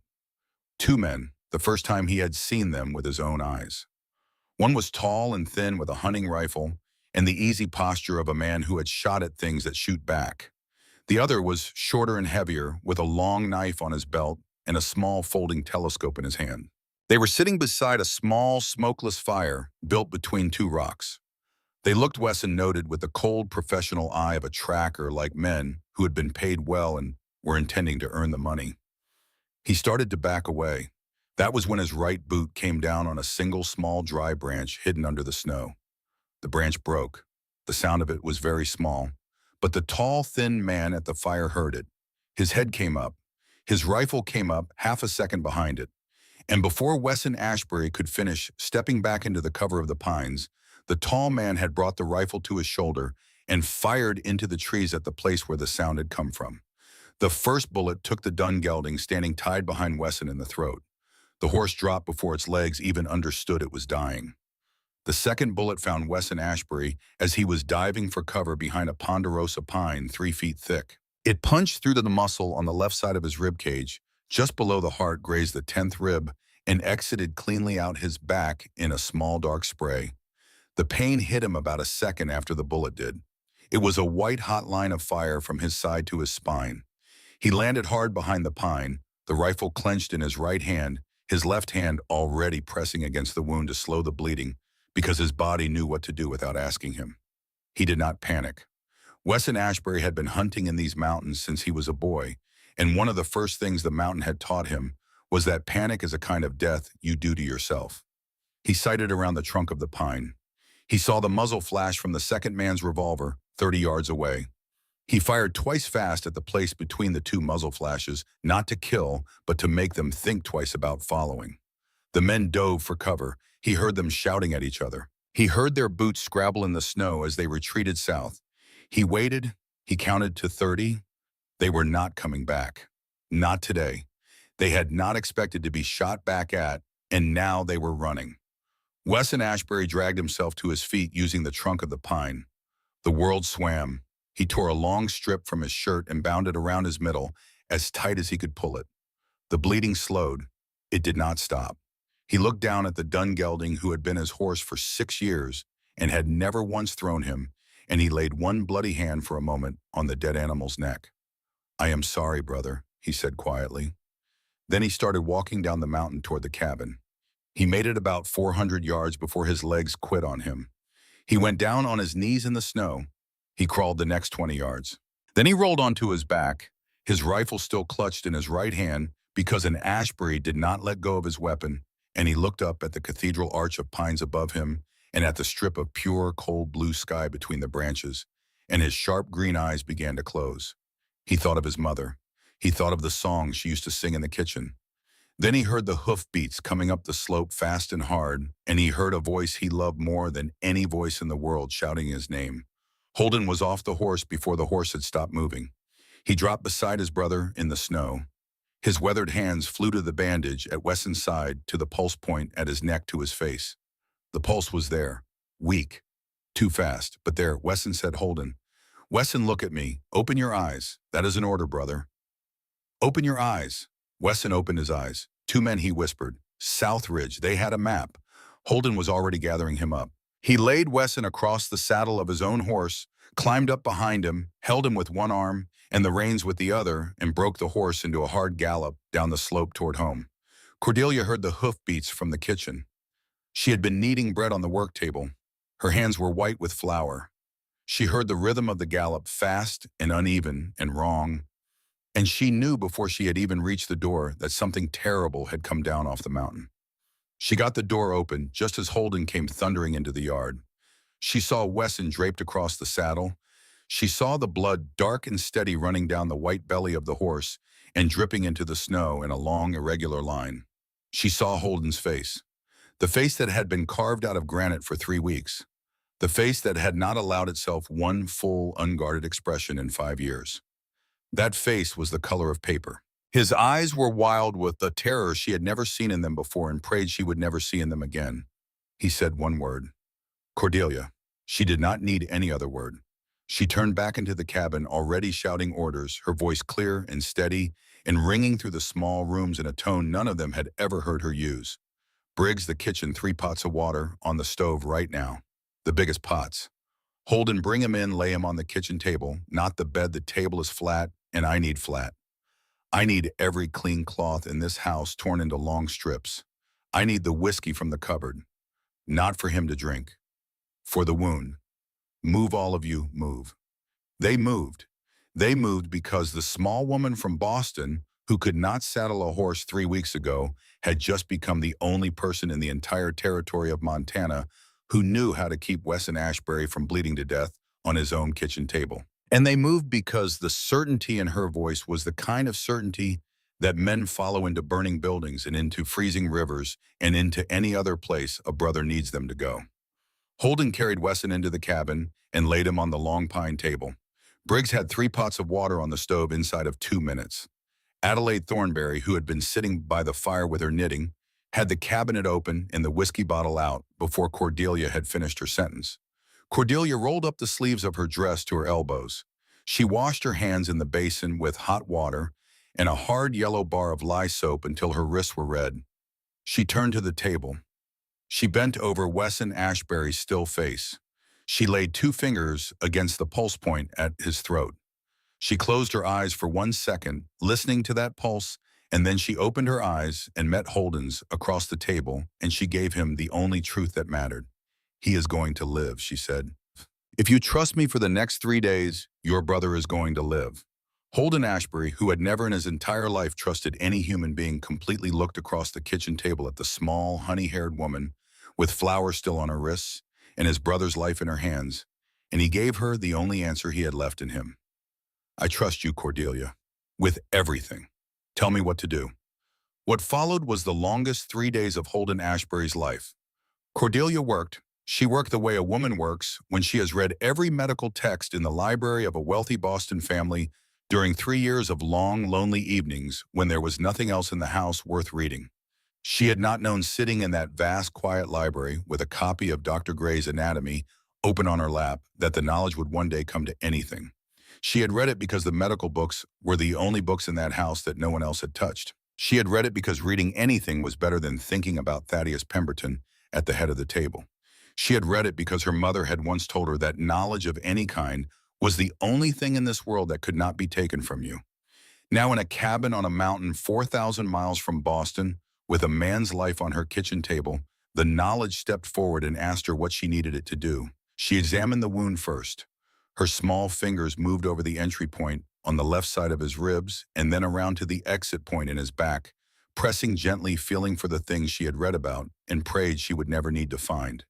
The bullet had passed clean through. There was no projectile lodged inside him. She listened to his breathing. She put her ear against the bare skin of his chest just below his heart, and she listened, and there was no rasping, no bubbling, no whistling. The lung was intact. She watched the color of the blood coming out of the wound. It was dark, not bright. It was flowing, not spurting. Muscle wound, not arterial. "He is going to live," she said again, and this time she said it as much for herself as for Holden. She cleaned the wound with boiled water that Briggs had cooled to the right temperature with snow scooped from the porch. She irrigated the entry hole and then the exit hole with the patient, steady attention of a woman who understood exactly why she was doing what she was doing. Then she reached for the whiskey bottle. She poured a generous splash directly onto the open wound. Wesson Ashbury, half conscious and floating in some place between this world and the next, snarled with pain. His eyes did not open, but his mouth moved, and the words that came out were so weak and so dry they were almost a joke. "That was good whiskey." Cordelia did not look up from her work. "And now it is saving your life," she said. "So, hold still and be quiet." Briggs, standing in the doorway of the kitchen with a fresh pot of boiling water in his hands, bit down on the inside of his cheek to keep from making any sound at all. Holden on the other side of the table made a noise in the back of his throat that was somewhere between a laugh and a sob. She packed the wound with clean cloth. She bound the cloth in place with the long strips of torn bedsheet that Adelaide Thornberry had been preparing all afternoon. She elevated his feet on a folded blanket. She covered him with the patchwork quilt that his mother had sewn years ago, the same quilt she herself had been lying under 3 weeks before when Holden Ashbury had carried her into this house. The circle of it almost stopped her breath. The first night was the worst. The fever came up in him fast, the way fevers come in men who have lost blood, and his skin began to burn through the quilt, and his lips cracked and dried, and his green eyes rolled behind his closed lids. Cordelia did not leave him. She sat on a wooden stool beside the kitchen table where Holden had lain him out, and she changed the cool cloths on his forehead every 12 minutes by the small mantel clock on the shelf, and she dribbled small amounts of cold water between his lips when he was conscious enough to swallow. Holden sat on the other side of the table. He did not speak. He did not move except to feed the fire when it burned low. He just watched her work. He watched the small, precise way her hands moved. He watched her wipe the sweat from her forehead with the back of her wrist when she did not have a clean hand. He watched the way she would lean forward every few minutes to listen to his brother's breathing and the way her shoulders would relax by the smallest fraction when she heard what she needed to hear. He watched her and he understood somewhere very deep inside himself that he was watching the most extraordinary woman he had ever known in his life and that he was probably never going to see anything that mattered to him more than this. In the deep, cold hours of 3 in the morning, when the fire had burned down to red coals and the wind on the mountain had finally fallen still, and the cabin was as quiet as the inside of a church, Wesson Ashbury came up out of the fever just enough to know that someone was holding his hand. His green eyes opened. They did not focus. They saw only a small, honey-colored shape in the lamplight beside him. His grip tightened weakly around her fingers. His voice was so small that even Cordelia, leaning close, could barely hear it. "Mother," he whispered. The word went into her like a knife. She did not pull her hand back. She did not correct him. She did not try to explain to a half-conscious man with a bullet wound in his side that his mother had been dead for 5 winters. Instead, Cordelia Vance, the bookseller's daughter from Boston, did the only thing the mother she had loved would have wanted her to do. She tightened her own fingers around the tracker's calloused hand. She bent her head down close to his ear, and in a low, quiet voice, the same low, quiet voice her own mother had used to her when she had been a small, frightened child unable to sleep in her bed, she began to sing. It was an old lullaby, a song about the moon and the sea, and a house that was always waiting with a light in the window. She did not know if Wesson could hear the words. She only knew that the singing of them was the right thing to do, and that some things are right whether anyone hears them or not. Across the table, Holden Ashbury watched his brother's face soften in the lamplight. He watched the white pain go out of the lines around the closed eyes. He watched the fever break across the green leaves of those eyelids, the way a wave breaks on a shore. And then he watched his brother's grip on Cordelia's small hand finally relax into the deep, clean sleep of a man who has decided, for reasons he himself does not fully understand, that he is going to stay in this world a little longer. Holden Ashbury, who had not wept in front of another human being since the morning he buried his mother, lifted his big calloused hand to his face and pressed it against his eyes and wept silently across the kitchen table while the woman he loved sang a song to his brother in the small, dark hours. The fever broke for good just before noon on the 3rd day. Wesson opened his eyes. They were clear. They were focused. They found Cordelia first slumped in the wooden chair beside the table, her honey blonde hair fallen out of its pins and her cheek resting on her own folded arm and her small hand still loosely curled around his. He did not wake her. He looked at her for a long time. Then his green eyes moved to his older brother on the other side of the table, and the 2 Ashbury men looked at each other across a kitchen table in a cabin on a mountain, and a great deal of what needed to be said between them passed without a single word. Then Wesson cleared his throat, just once, quietly. Cordelia's head came up, her eyes still half closed with exhaustion. She saw his face. She saw his eyes. And the smile that broke across her own face was the most beautiful thing Holden Ashbury had ever seen in his life. "Welcome back," she whispered. Wesson worked his dry mouth. 2 words came out, each one slow and careful. "Thank you." Then a 3rd word, almost as an afterthought, in the flat-clipped voice of the tracker she had come to know. 2 men. Rifles. City boots. That evening, when Wesson had been moved carefully from the kitchen table into Holden's old bed and was sleeping the deep, clean sleep of a man whose body has been given permission to mend, the 4 of them gathered in the front room around the dying light of the fire. Briggs had ridden to Elkhorn and back already in the gray hour just after dawn, and the news he brought home was not the kind of news that lets a man sleep easy. Sheriff Caldwell Reeves had already had 2 visitors that morning.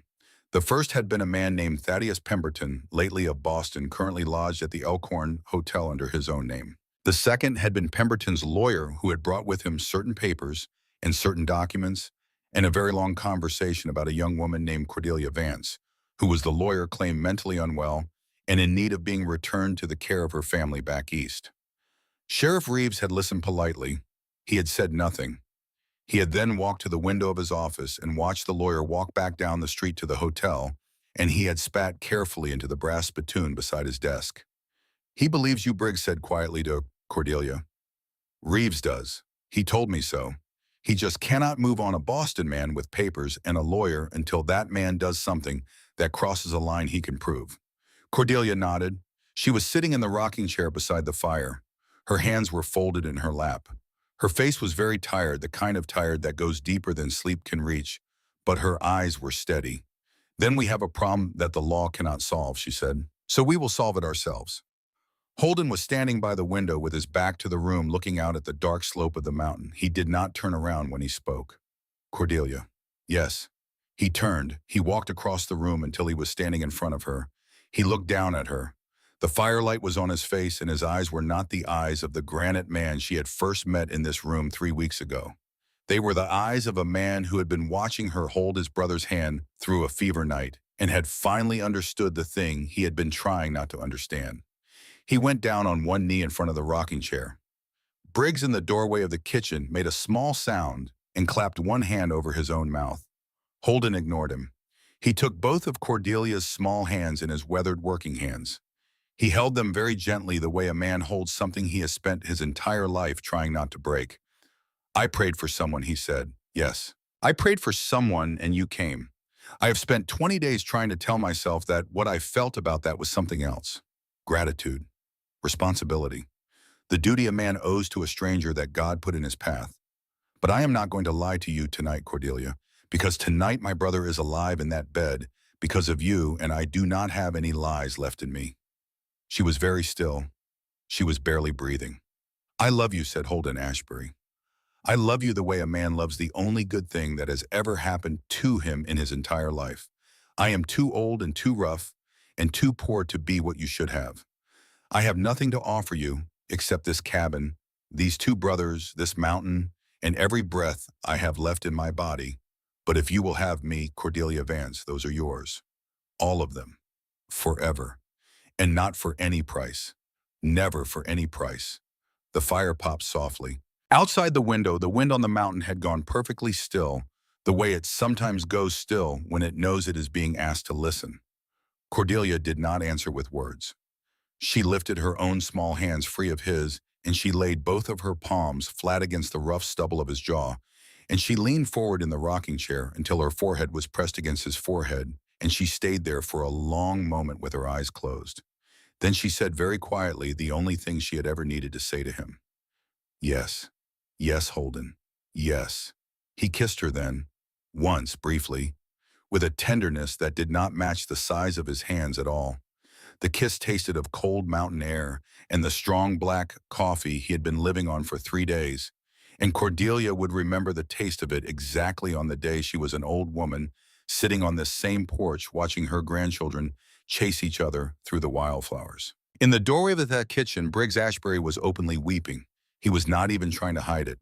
His mother's son to the bone, the youngest brother, who had set this whole impossible thing in motion 6 weeks ago by writing a letter in the back room of the Elkhorn post office, was sobbing with a wide-open joy that had no place else to go.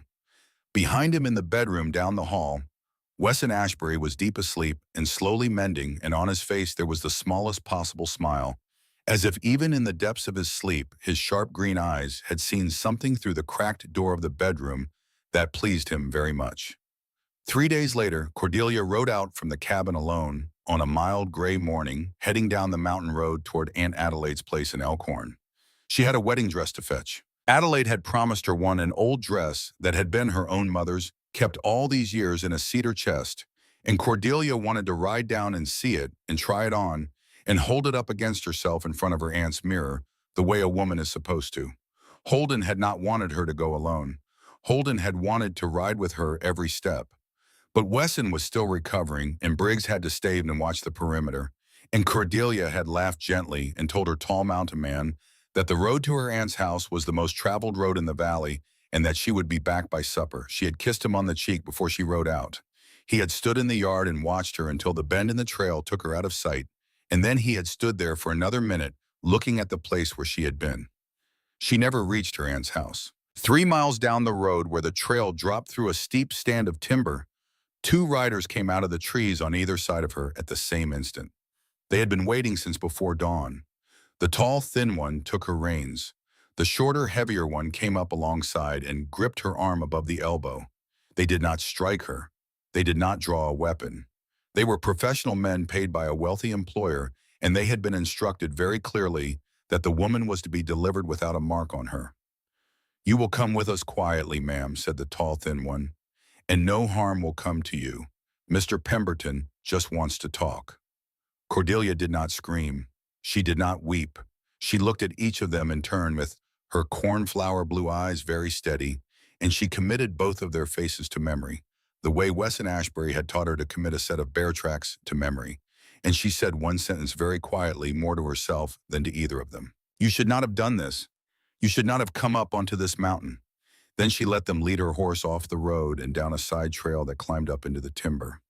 And the only sound left on the empty road after they were gone was the lonely call of a hawk circling somewhere very high up against the gray ski. Adelaide Thornberry was the one who realized something was wrong. Cordelia had said she would be at the house by mid-morning. By 11, the sun had climbed and there was no sign of her. By 11:30, Adelaide had her own bay mare saddled.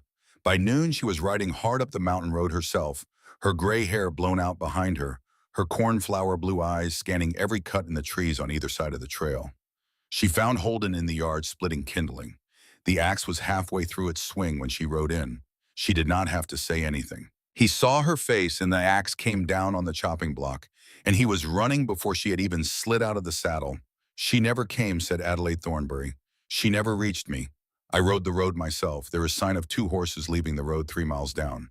They went up into the timber on the south side. Holden Ashbury stood in the yard for exactly 3 seconds. To Briggs, who had come out of the barn at a run and was now standing white-faced beside the corral, those 3 seconds were the most frightening thing he had ever seen in his entire life. Because in those 3 seconds, the light in his older brother's eyes simply went out. Not dimmed, not flickered. Went out the way a lamp goes out when you turn the wick all the way down. And what came in to replace it was not the blank shock of grief. It was something else. It was the focused, absolute calm of a man who has just realized that there is now only one thing left in the entire world that matters, and that he has nothing left to lose by giving everything he has to it. "We ride," said Holden Ashbury. Now, Wesson came out of the cabin door at that moment. He should not have been on his feet. He should still have been in bed. He had pulled his coat on over his bandages, and his rifle was in his right hand, and his face, despite the weakness in his legs, was as sharp and as clear as a hawk's. "You are not going alone, brother. You are wounded. I am wounded. I am not dead, and I am the only tracker on this mountain who can read those prints." There was no argument to be had. Holden looked at his middle brother for half a second and then nodded once, and then the 3 Ashbury brothers were saddling horses faster than 3 men have ever saddled horses on the Bitterroot slope, and Adelaide Thornberry was already sweeping into the cabin to tend the fire and wait, because waiting was the hardest thing, and somebody had to do it. They rode hard down the mountain road. Wesson was up on the dappled gray that Briggs usually rode because the dun gelding was dead in the timber, and Wesson would not ride any other horse close to the kill. Briggs had taken the big plow horse, the slow one, because everything else was either Wesson's or Holden's. Holden himself rode his own bay stallion, the one he had broken 3 years ago, the only horse on the place that could outrun a strong wind. They reached the place where the tracks left the road in less than 30 minutes. Wesson swung down from the saddle despite the wound in his side that was starting to bleed again through the bandages. He bent over the prints in the soft earth. His green eyes moved across the ground the way another man's eyes might move across a printed page. After a moment, he straightened and pointed up into the timber. 2 men, 1 woman. Her horse is between theirs, controlled. She is alive. She is not bound. The print is too even for that. They are taking her up to the old prospector's cabin on Granite Creek. There is nowhere else up that draw with a roof. "How far?" said Holden. 40 minutes hard riding. We can be there before they finish whatever Pemberton is planning to say to her." They went up into the timber. The old prospector's cabin sat in a small clearing on the bank of Granite Creek, 2 miles off the main trail. The roof was sound, but the windows had been broken out years ago and replaced with oilcloth. There was smoke coming from the stone chimney when the Ashbury brothers reached the edge of the clearing, on foot, having tied the horses 50 yards back in the trees. 2 saddled horses were tied to the porch rail. A 3rd horse, Cordelia's, was tied to the side of the cabin. Inside, Cordelia Vance was sitting on a small wooden crate in the middle of the dusty room, with her hands folded in her lap, watching the man across from her drink tea. The tea was real tea in a real china cup, brought all the way from Boston in a velvet-lined wooden case that now sat open on the rough wooden table beside him. Thaddeus Pemberton was wearing a black wool overcoat and a starched white collar in polished leather boots. He had set the cup down on its saucer with the same precise, unhurried motion he used to set down a glass at his club on Beacon Hill. He had crossed one leg over the other. The whole performance, Cordelia understood, was a kind of speech he was making to himself. A speech that said, "Look at me, Thaddeus Pemberton. I am still in control. Look at the china cup. Look at the polished boots. Look at how nothing about this dirty little cabin has touched me. I am the same man I was in Boston. I am still the man I have always been." She watched him with her cornflower blue eyes, very calm. "Cordelia," he said, "you look thinner. The frontier does not become you." "You came a very long way to tell me I look thin," she said. He smiled. The smile did not reach his gray eyes. "I came a very long way because no one walks out of my life until I say so. I told you that in the library on the night you broke our engagement. I do not believe you really thought I was joking." "I never thought you were joking," she said. "I just thought you would have more dignity than to come." The smile flickered just slightly. He set the saucer down on the table beside the velvet case. "Dignity," he said, "is a virtue of the man who has won. I will have my dignity again as soon as you are sitting in a private compartment on a train back east. I will dress you in silk on the day of our wedding. I will give you children. I will give you a name that opens every door in Boston. And in 20 years, we will both look back on this little episode, and we will laugh the way one laughs at a child who once threw a tantrum." Cordelia did not laugh. Cordelia leaned forward slightly in her seat, and she looked at him across the dusty cabin, and she said the truest thing she had ever said in her entire life. "Do you know what makes you different from Holden Ashbury, Thaddeus?" He did not answer. "Holden is taller than you," she said. "Holden is stronger than you. Holden could break you in half if he wanted to. But that is not the difference. The difference is this. When Holden Ashbury looks at me, he sees a person. When you look at me, you have only ever seen a thing you wanted, a thing you bought with kindness and clothes and an education in the hope that someday it would owe you back. I spent 3 years in your father's house being a thing. I will not spend the rest of my life being one." The Polish cracked. It cracked just for an instant. Behind the gray eyes, she saw something move that was not anger and was not arrogance. It was a small, terrible bewilderment. The bewilderment of a man who had been taught from the cradle that loving someone meant providing for them and now did not understand why providing for someone had not made him loved. "I gave you everything," said Thaddeus Pemberton, and his voice for the first time was not entirely steady. "A home, safety, a future. I gave you my name. What more did you want?" And in that one cracked sentence, Cordelia Vance understood the man in front of her more completely than she had understood him in 3 years of living in his father's house. Thaddeus Pemberton was not evil. He was empty. He had been raised by men who had taught him that love was a ledger, and now he genuinely could not understand why the ledger had not balanced. For one strange small moment, sitting on the wooden crate with her hands folded in her lap, Cordelia felt something very close to pity. "You gave me everything," she said softly, "except the only thing that ever mattered. You never once asked me what I wanted." His mouth opened. He searched for an answer. That was the moment the door of the cabin exploded inward. Holden Ashbury came through the doorway, like the mountain itself, walking into the room. He filled the frame from one side to the other. There was snow on his shoulders and frost in his beard, and the shotgun his father had owned was cradled across his forearms, and his eyes had the color of molten copper, and they were fixed entirely on Thaddeus Pemberton, and there was no expression on his face at all. And the lack of expression was the most terrifying thing Thaddeus Pemberton had ever seen in his life. Behind Holden, framed in the doorway, the 2 hired men on the porch had already made their professional calculation. One Ashbury at the front door with a shotgun, a second Ashbury at the back of the cabin. They could feel him there, even though they could not see him, the unmistakable presence of a tracker with a rifle covering the only other exit, and somewhere up in the timber, almost certainly a third one watching the windows. They were paid men. They were not stupid men. They set their weapons down on the floorboards of the porch and put their hands behind their heads, and Briggs Ashbury came around the corner of the cabin and tied them with rope as politely as if he were tying up a calf. Inside, Holden took 2 long steps across the dusty floor and lifted Thaddeus Pemberton off his crate by the front of his immaculate Boston coat. The lift was effortless.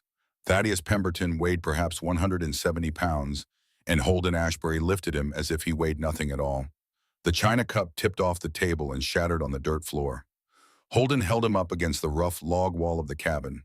Their faces were inches apart. Thaddeus Pemberton's polished gray eyes met Holden Ashbury's molten copper ones, and Thaddeus Pemberton, for the first time in his pampered, Harvard-educated life, understood with absolute physical clarity what it meant to be powerless. Not the inconvenient powerlessness of a business reverse. The bone-deep, body-freezing powerlessness of a man who is being held against a wall by another man who could end him with one motion and is choosing second by second not to. "You sent men to shoot my brother," Holden said quietly. Thaddeus could not speak. "You hired men to take her off the road like she was a piece of livestock." Thaddeus could not speak. "I am going to do something now that you do not deserve," said Holden Ashbury. "I am going to let you live, and I am going to let you live because the woman who is sitting behind me on that crate is the kind of woman who would ask me to. She is going to ask me in about 10 seconds because she is a better person than I am, and I am going to listen to her because that is what a man does when he loves a woman as much as I love her. Do you understand me, Pemberton?" Thaddeus made a small sound. It was not a word. Holden said Cordelia behind him. She had not raised her voice. She had not even stood up from the crate. She had just spoken his name exactly the way he had known she would. "Holden," she said again, "put him down. Let the law have him." Holden Ashbury held Thaddeus Pemberton against the wall for one more breath. Then he set him down very carefully the way a man sets down something that is not worth breaking. Sheriff Reeves came up the trail with Adelaide Thornbury and 3 deputies a little less than an hour later. Adelaide had ridden straight to Elkhorn the moment the Ashbury brothers had ridden out, and Sheriff Reeves had not needed convincing twice. The 2 hired men were taken in restraints. Thaddeus Pemberton was taken in restraints. The lawyer who had been waiting in the hotel in Elkhorn would be taken in restraints by sundown. There would be a trial in the spring, and Thaddeus Pemberton would be convicted of kidnapping and conspiracy, and he would serve 7 years in a federal prison in Yuma, Arizona. And on the morning of his release, he would step out into the desert sun and stand for a long time looking at the empty horizon, and a thing inside him that had been cracked for many years would finally quietly finish breaking. He would not return to Boston. He would not return to Montana. He would die alone in his middle 50s in a small adobe house in New Mexico with a single book of poetry on the nightstand beside him, a book he had bought for himself in his 40th year, because he had finally very late begun to wonder what the people who read poetry knew about the world that he did not. But that is a story for another evening. On the afternoon, they brought Cordelia Vance back down the mountain to the Ashbury cabin. Holden carried her the last 100 yards from the road to the front porch in his arms, even though her legs were perfectly fine, and she protested the whole way and laughed at him through her tears, and Briggs ran ahead to open the front door, and Wesson was leaning against the door frame waiting for them with his green eyes very bright and the smallest smile in the world on his careful mouth, and the 4 of them came in out of the cold and shut the door behind them, and the cabin on the slope of the Bitterroot Mountains was for the first time in 5 long years exactly the thing it had been built to be: a home. They were married on a cold, bright morning in late December in the small white church in Elkhorn. The pot-bellied stove in the corner of the church had been stoked for 2 hours before the ceremony to take the worst of the chill off the air. The plain glass windows let in clean white winter light. There were perhaps 30 people in the pews, most of them ranching families from the surrounding valleys who had ridden 2 or 3 hours to be there, because the news of the Ashbury wedding had moved through that country the way news always moves through frontier country, by mouth slowly with great care for the details. Aunt Adelaide Thornbury and her husband Mercer stood as witnesses. Mercer, who had said perhaps 4 sentences to Holden in their entire acquaintance, shook his hand before the ceremony and said, "You take care of that girl," and the words were not a request but a condition. Holden met his eyes and nodded once. Wesson stood beside Holden at the altar. He was still recovering from the wound, and he stood a little stiffly, and his green eyes had the slightly faraway look of a man who had been very close to dying very recently and had not yet finished thinking about what it had felt like. But Wesson Ashbury was smiling. Not the small, careful flicker that passed for a smile in his daily life. A real smile. The kind that reaches the eyes and stays there. The kind that the people of Elkhorn had not seen on the face of Wesson Ashbury since the winter his parents had died 5 years ago. Briggs held the wedding ring. It was a simple gold band that the three brothers had pooled their money to buy from the jeweler in Elkhorn, who normally dealt in silver mining supplies, and had to send all the way to Helena to get a proper ring on short notice. Briggs cried through the entire ceremony. He could not help it. He had set this whole impossible thing in motion 6 weeks ago by walking into the post office with an envelope in his coat pocket, and now he was standing in a church watching his older brother promise his life to the woman who had crossed half a continent because of that envelope. And Briggs Ashbury simply could not contain the joy of it. And so he wept openly, and the women in the pews passed handkerchiefs down the rows without being asked. Cordelia wore a white dress that Adelaide had helped her sew. Simple, practical, beautiful in the way honest things are beautiful. Her honey blonde hair was pinned up with a single dried sprig of wildflower that Wesson had pressed between the pages of a book 6 weeks earlier without telling anyone what it was for, and had brought out of his coat pocket on the morning of the wedding without ceremony and laid in her hands. Holden wore his only suit. It had been bought 5 years ago for his parents' funeral, and he had not expected to need it again for anything joyful. The fabric was a little tight across the shoulders now, because 5 years of ranch work had made him broader than he had been at 23. But to Cordelia, looking up at him across the small church, he was the most magnificent thing she had ever seen. Not because of the suit, but because of the eyes. Those whiskey-colored eyes that she had first seen through the fog of fever that had watched over her through 3 days of sickness, that had burned with cold fury when Thaddeus Pemberton spoke her name in the dusty cabin, and that were now looking down at her with an open, undefended tenderness she had not known a human face was capable of holding. When Holden slid the small gold band onto her finger and bent down to kiss her, as his wife, something fundamental shifted inside him. A small piece he had not known was missing clicked quietly into place. A man keeps his word, his father had told him once.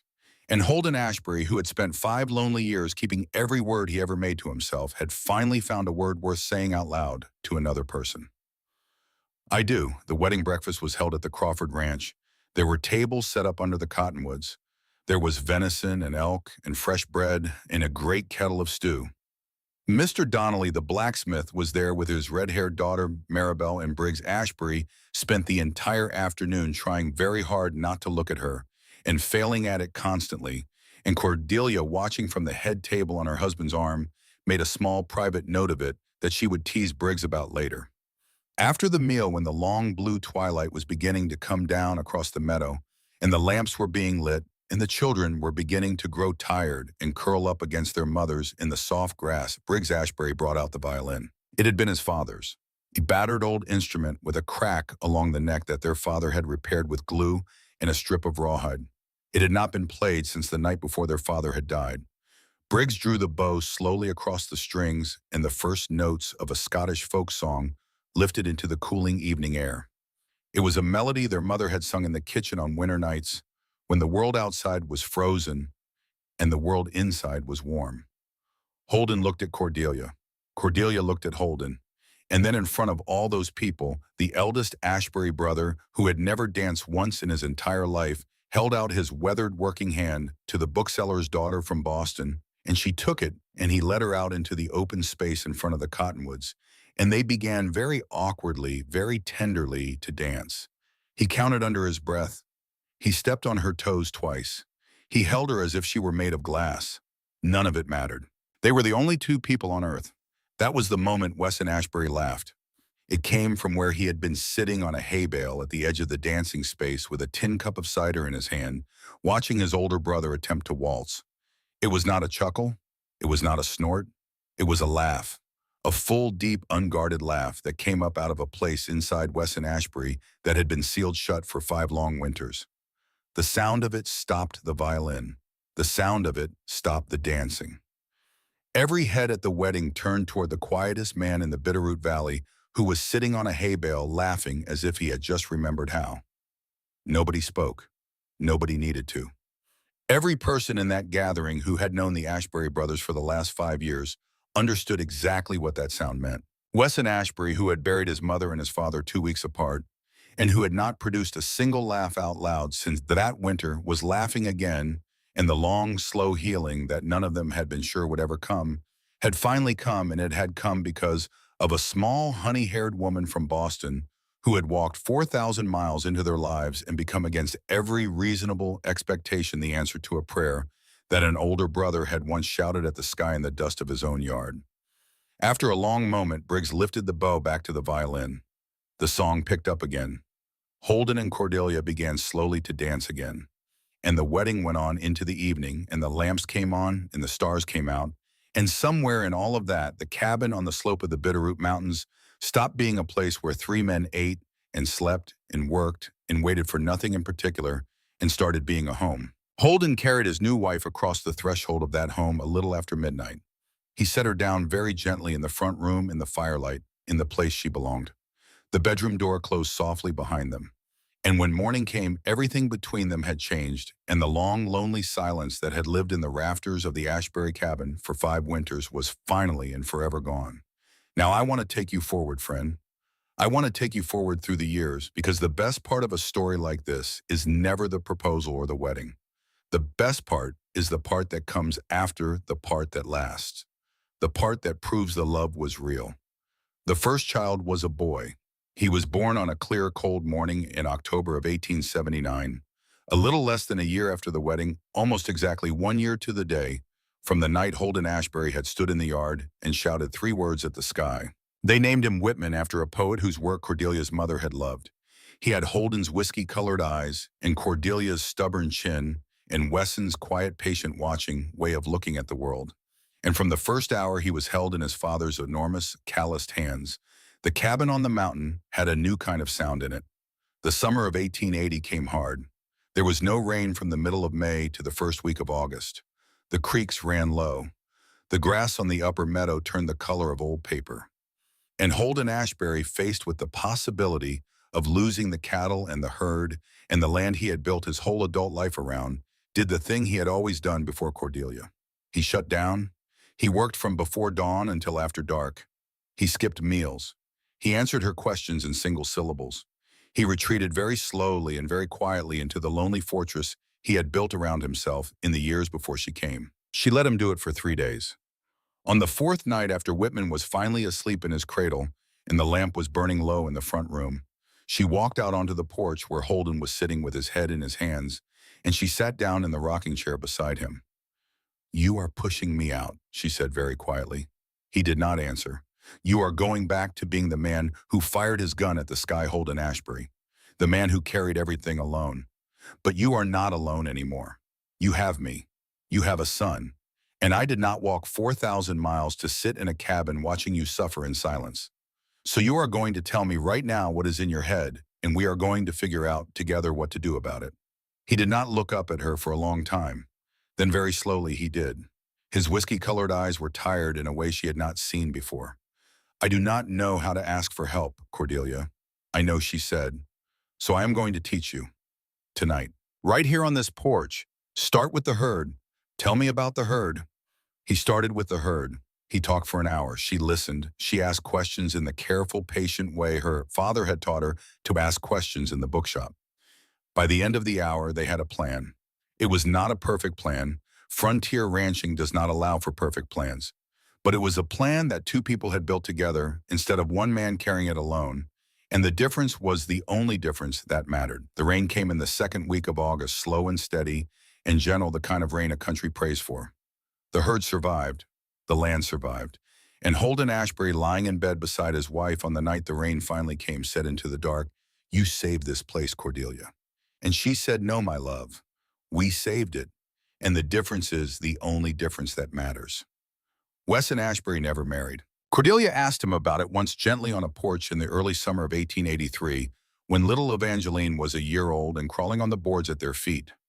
Wesson took a long time to answer. He carved a small piece off a block of pine with his knife, and he watched the curl fall away into the grass. And then he said in his usual brief way, "I have a family. I have this mountain. I have wood to carve. Some men need less than that, Cordelia. I am one of them."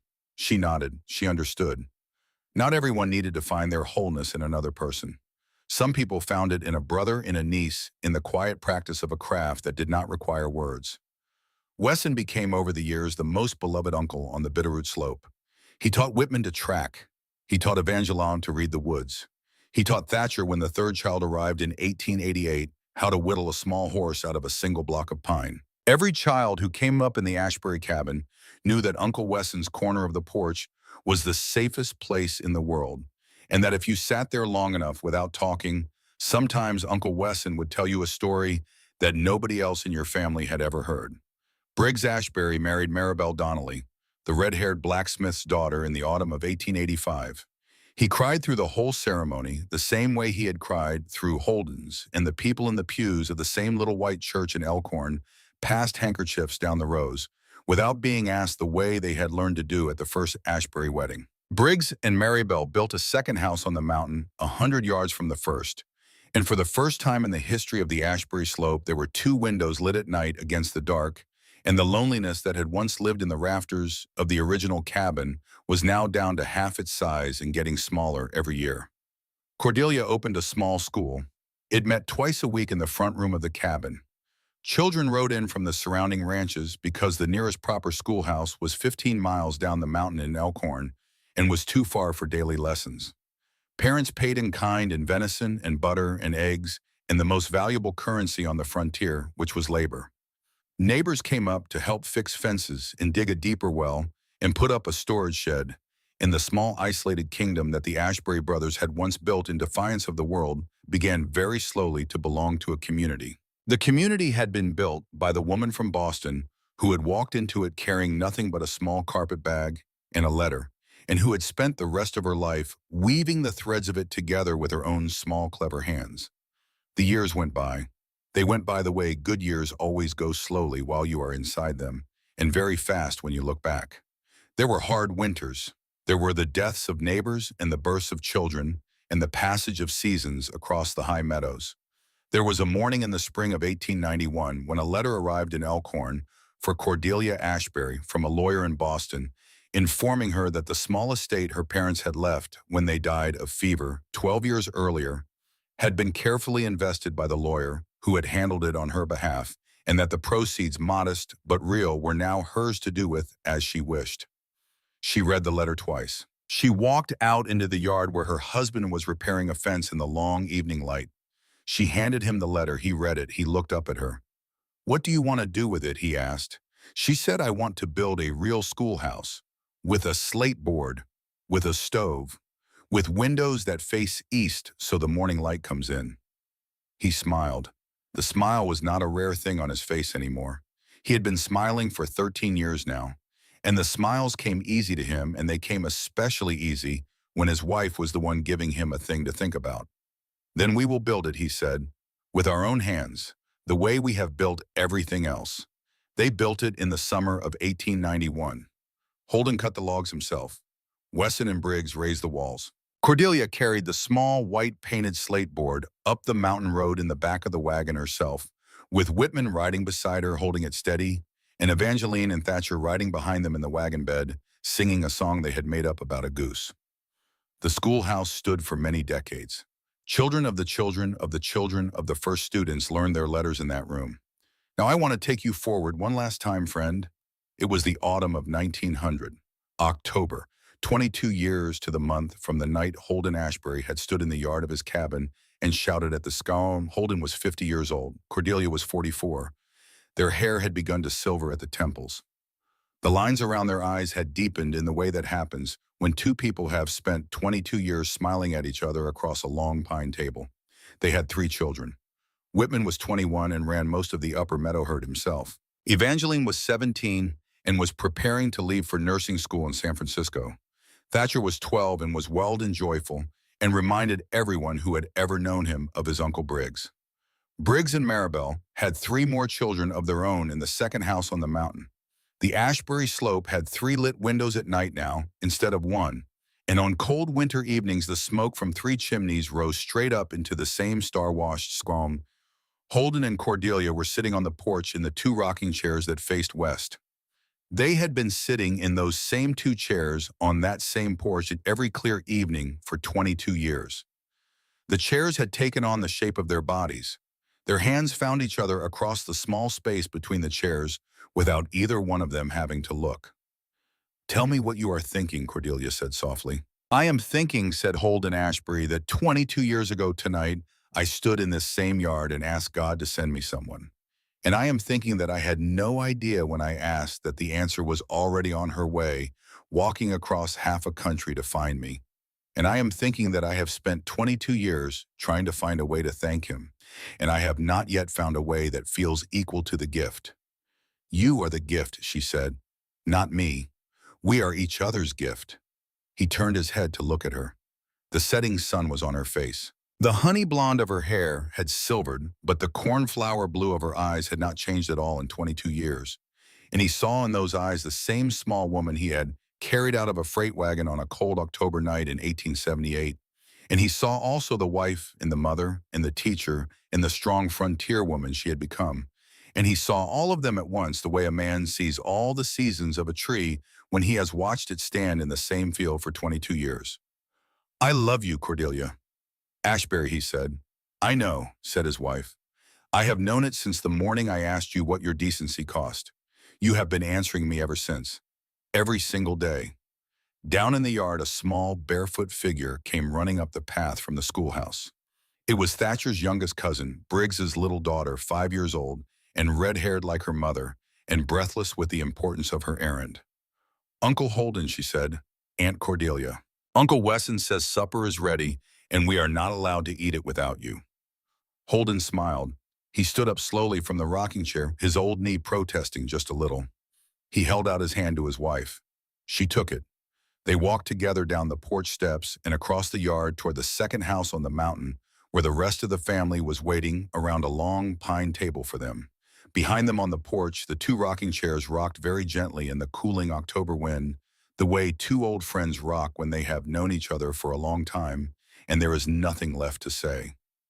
And if you had been standing in that yard at that moment, friend, and if you had looked up at the high peaks of the Bitterroot Mountains as the last copper light went out of them and the first cold star came out over the eastern ridge, you would have understood why a man once stood in that exact same yard and shouted 3 words at the sky. And you would have understood also why those 3 words had been answered the way they had.